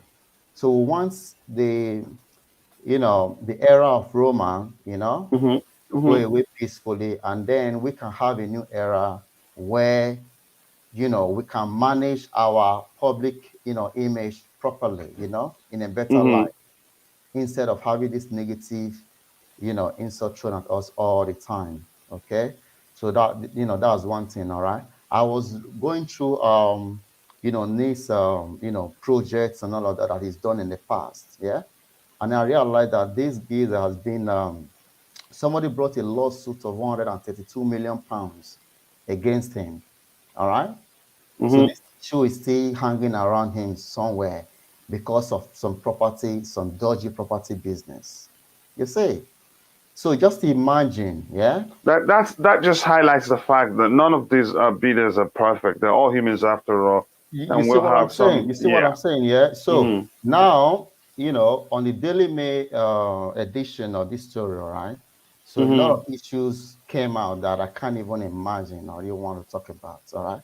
I'll urge people to go and, go through the article from 2016. So Yeah. So yeah. imagine, Mm-hmm. yeah, this coming up later on, and this is what Chelsea has to deal with now. Okay, you got a dodgy owner, whatever. This is what we have to Mm-hmm. deal with. So just allowing any seat to go through is going to be problematic in the long run. That's why we have to fight to stop, yeah, to Mm-hmm. make our impact right now, so that in 10 years' time we don't start saying Cronky out, Glazers out. You see what I'm Mm-hmm. saying? Yeah. Good. So Good we argument. need Good to argument right get there. the right owner, not Yeah. Yeah, hopefully that happens. yeah. Unfortunately, we're not we're not part of the selection process. Again, Pierre, I'll come to you in a bit, but I want to ask you, Chris, can you take a minute to let us know what you think about this comment here, and then the follow-up comment? Can you see the comments on the screen, Chris? Okay, looks like we've lost Chris. Pierre, can you comment this comment here that says? But what worries me is how will they justify the initial spend in the interim? And then he followed it up by basically expect mega commercialization of club assets and team and recruitment philosophy. It depends who the actual new owners are. I'm sure that I know we're talking about Nick Candy today. I would imagine with their Asian contingent, there might be opportunities. There might be expectations that the club plays some games pre-season, rather than some of their pre-season friendlies in other locations. Similarly, with the Americans, I would imagine that there'd be American owners. There would be trying to promote the club in America by getting the team to play pre-season games there. I know Chelsea played pre-season matches, but this would consist of whichever stadiums that the owners have. So I imagine the Ricketts, Todd Bowley, whoever on that side would do similarly with if the SMG group were in there, that they would expect Chelsea to be playing matches somewhere in Saudi Arabia. They would be promoting that to get Mm-hmm. to build up the appeal for Chelsea, get new fans in, anything to raise money. But if you're talking about investment buying players, well, I'd imagine that they would factor in. I've seen many of the consortiums make promises about the fact that they will guarantee that they'll buy what they call A-list players. I think one of them used the term A-list players. I can't remember whether that was Todd Bowley or the Ricketts. I think it was Todd Bowley's consortium that said that. I would imagine that Nick Candy will have said similar. They've all specified desires to redevelop or build new stadiums. That's different between the different consortiums of how much they're thinking of spending. Some of them want to do it in stages. Some of them want to do it in one go and get Chelsea to move to Wembley for a number of years, the same type of scenario that Tottenham Hotspur went under. And then, yes, I mean, one of the comments which LSG mentioned, obviously, you know, a scenario where he mentioned about one owner, Everton, well, their Russian part owner, he was sanctioned, and obviously Everton aren't under sanctions because the whole club didn't belong to the Russian owner. So that's an example there where sanctions were only applied to one part of the ownership. But yeah, I can't say, you know, until we know who takes over. I mean, I think lots of people expect that if it was the Saudi media group, that we would be buying lots of players or lots of money would be sunk in. But people have got to remember that you can't just buy players and break the financial fair play rules, etc. You know, you can't just spend money as Roman Abramovich could do initially. You know, those were stopped because they wanted to stop people, a single owner like Roman Abramovich, just buying a successful team. And obviously Manchester City and PSG have both come under the spotlight of breaking rules and nearly been banned. But, you know, somehow both of those clubs managed to escape their retrospective bans. In fact, the only team to suffer really a ban was Chelsea because of their youth academy recruitment when they one of their players, Bertrand Traore, there was sort of suggestions that Chelsea were breaking rules there and were banned from transfer market for a while. Yeah, a great input right there. I think that also highlights another fact that it just seems the rules are different when it applies to Chelsea. When it is someone else, we see something different. We'll talk about it. That's another topic for another day. Couch, welcome to the panel. I'll get to you in a bit. Chris, I don't know if you're there because we have just a few minutes to round up. Chris, are you still there? Okay, it looks. Are you there, Chris? Okay, staff, can you quickly take a minute to address this comment on the screen so that I can bring Couch in? We have just a few minutes to round up. This here says, I expect Chelsea Football Club will become a circus for monetization strategies to appease new shareholders. What do you think about that comment, staff?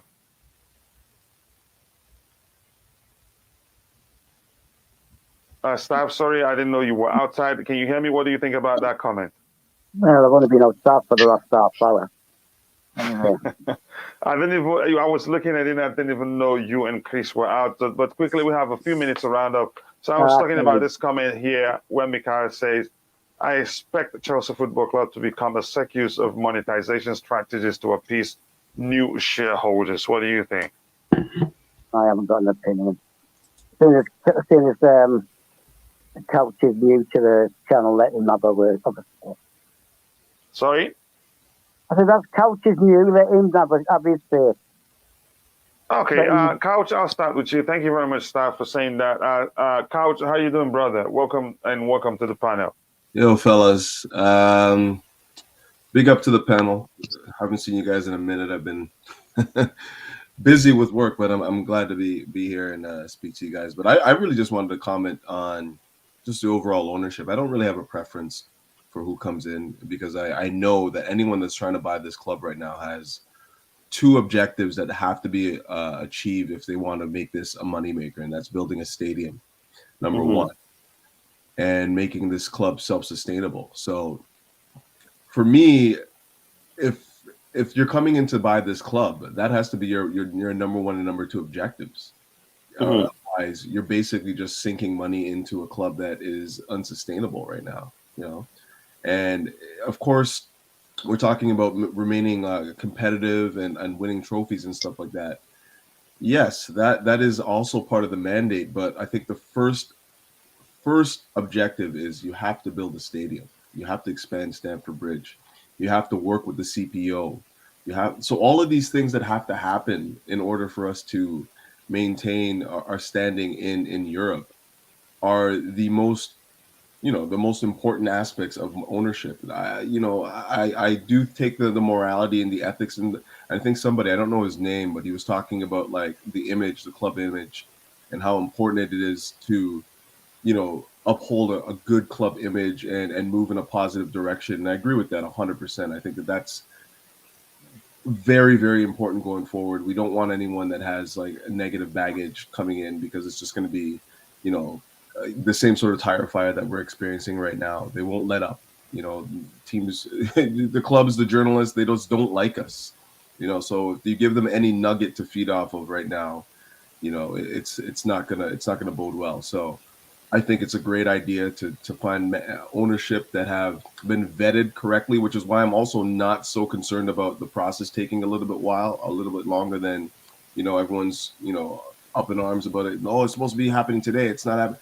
I don't care about that. Make sure the vetting is done correctly, and that we have somebody that comes in that truly, has a I'm not, obviously nobody's going to be squeaky clean and impeccable, but just something that we can work with as a club, as an organization, as a brand.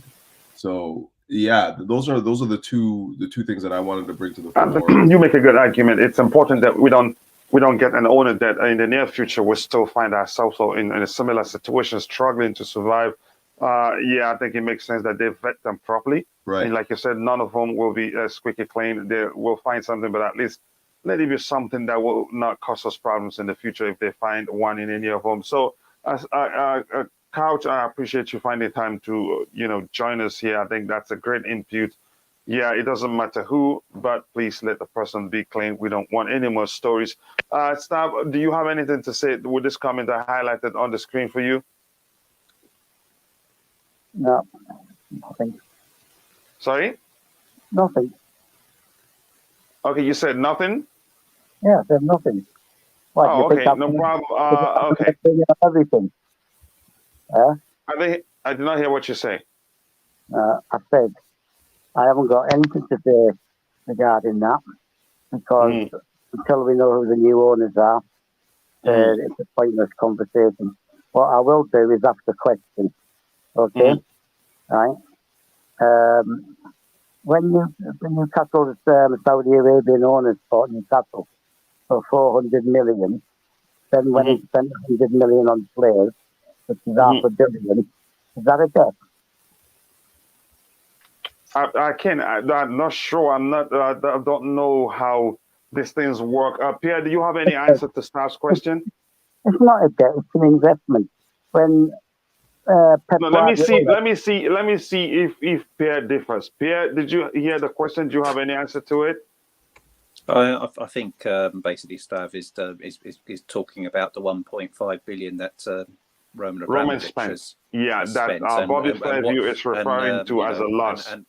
And whether that's a loss or not, how he spent the money on those loans. That's where I think that's what it's mentioning. How you deem that 1.5 million, whether you deem it as losses or do you deem it as investment in certain things that Chelsea have done. And as I mentioned, lots of things. It's not down to Chelsea making losses from day to day running of the club. That's there was lots of investment made. If you saw where the players used to train, quite near Heathrow Airport, it was basically facilities that they shared with schools or universities.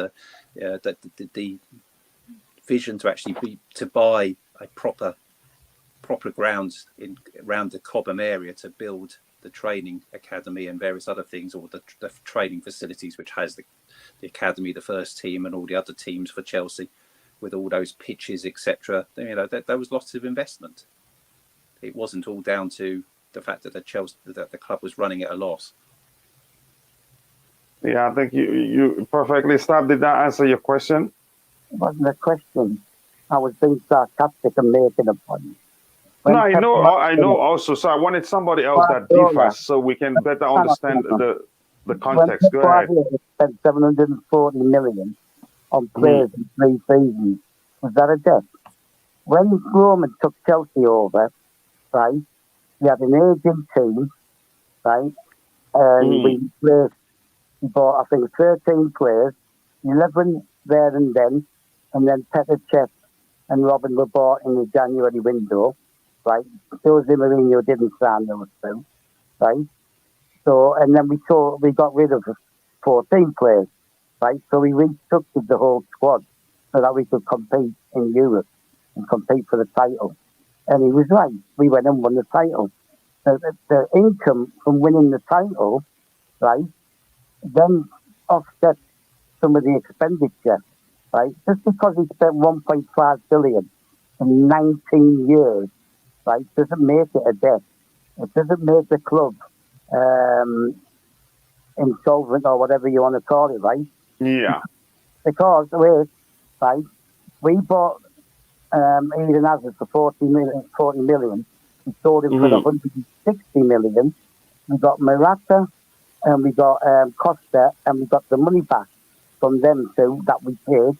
We got 2 league titles out of Diego Costa.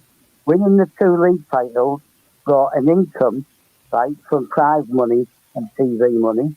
So we sold those 3 players, right, for 320 million. Well done, Medina, right? That's I think the problem is, I just think the problem is investment. their staff is that unless we win, we don't turn profit, right? Like we have to win, you know. Well, And we turned profit, right, for 2 consecutive years before last year. yeah, Right? when we sold players, though, right? We sold a lot of players to make up. But we still turned the profit. We still brought income from winning the Europa League. You get money from making the FA Cup finals and all that stuff. The more times you're on TV, the more money you get, right? It's just not sustainable, right? Like you can't continually turn over your roster by selling players and making profits off them. Like we have to build a stadium. We have to get revenue generated. Yeah, we will. But it's not. That's the If key. you build a stadium, if you build if you build that stadium, right, and you spend $1 billion, right, that's not called a debt. It's an investment, right? Absolutely. That circumvents financial fair play, right? Understood. And it's an investment, and that will treble our income, right? Yeah. So that's been long overdue, and by now we would be playing in a new stadium if they hadn't have got rid of Roman's visa and basically stopped him from coming in, right? So the plan was there. The plan was already there. The club was structured. And yes, you do have to sell to buy, because most clubs have to sell to buy. Like Man City now bought freely, but they've sold 2 players to do that, right? They've sold, what's his name? Forlan or whatever his name is. Yeah. The defender, right? To Barcelona. And they sold the players to buy Grealish. Everybody has to sell to buy now, right? So let's not give the club that it's unsustainable, because it is sustainable. It's just isn't going to make massive profit, right? Yeah, I think with that input from Stav explaining the difference between what the money Roman put in the club not being what you call it, and not being a loan, but how did you explain it again, Stav? What did you call it? He structured it as a loan, right? To get around financial fair play, which is investment. It's exactly. It is an investment, not a loan. So, thank you for explaining that. Couch, can you take some time and tell the viewers about Couch Critic, your YouTube channel? Yeah, no, I'm pretty sure most of your base are just friends of mine, anyways. Who you know, I don't know LSG, very intelligent conversation there, and Pierre as well. Yeah, you know, just basically tactics. You know, I just trying to look at the game from the tactical perspective and try to you know, give my opinion on how, you know, things work from the tactical perspective, from you know, the eyes from somebody that doesn't necessarily have the greatest I mean, I wouldn't say that I'm the most knowledgeable Chelsea supporter or the most knowledgeable soccer supporter, but I just take it from the most, from my own perspective, and hope that people can enjoy what it's about. But other than that, it's just fun too. It's fun to talk about Chelsea. It's fun to talk Yeah, about. it is fun. Unfortunately, you joined late, and we don't have too many people watching today, but still we have enough people watching. And again, if you're still watching and you haven't subscribed, we need just 49 people to get to 1,000, and that would be great if you can subscribe if you haven't. And please make sure to go check out Couch Critic YouTube channel, LSG. I urge you to go do so. Pierre, if you haven't, go check it out. I think you will like it from a tactical perspective. I think he does well. Other than that, anybody else on the panel wanted to say anything before we call it a day so that I can go get the boys ready for school? Yeah, man. I just want to say, the notion out there that we're in a massive trouble, everyone should be panicking and all of that is all crock, all right? Which everybody should just calm down. Chelsea is not in trouble in any way. Yeah, we'll be running fine if not for the government, all right? So the government is the problem, okay? So let's just forget about this. We're not profitable, we are this, we are that. Like I said before on this stream, with a 45 to 50% increase, yeah, in ticket price, if we want to make a sacrifice as a club, all right, with that alone, that will cover for 60,000 capacity, all right, and we'll be okay. So this idea that, because we have a small club, a small stadium, then everyone should be, going crazy about, no, man. We should calm down, let the new owner come in, build the stadium, continue success on the pitch, because that is our identity. All right, we have a winning mentality, so we must not lose that just because we have some consortium running our club. Okay, so that's important. I don't have a channel. I only came out because Chelsea is in trouble and I just couldn't stand by, I had to say something. Yeah, and you've been great, man. You've been great. Your inputs I mean, we all have our opinion, but there's always something to learn from each and every one of us. So I appreciate you finding time to join. Pierre, anything from you? The only thing I would say is that I'm curious to find out what we will talk about tomorrow, because I'm hoping it might be the Centricus Consortium. Yes, if we wait, if the final, if the rank group doesn't release that is the names of the group that has made it to the final phase, then we'll talk about Centricus tomorrow. We'll take in the profile of each group one, and we're discussing them one by one. So hopefully it might be them tomorrow. So you're right. Stav, again, we lost Stav. I don't know if he's coming back, or if he has anything to say, but while we wait to see if he comes back, I say thank you to TC. Thank you to Sasika Uchiha, always here, one of the first to come. Mikhail, also Sports Wire, Bobby Fairview, and we had Just Viola, the queen of the house herself. We had DJ Saab, TC, and everybody else. If I miss your name, apologies. I'm only human. And with that, we'll say goodbye. See you all, guys. See you all tomorrow for another Blue Morning Show. God bless us all, and bye.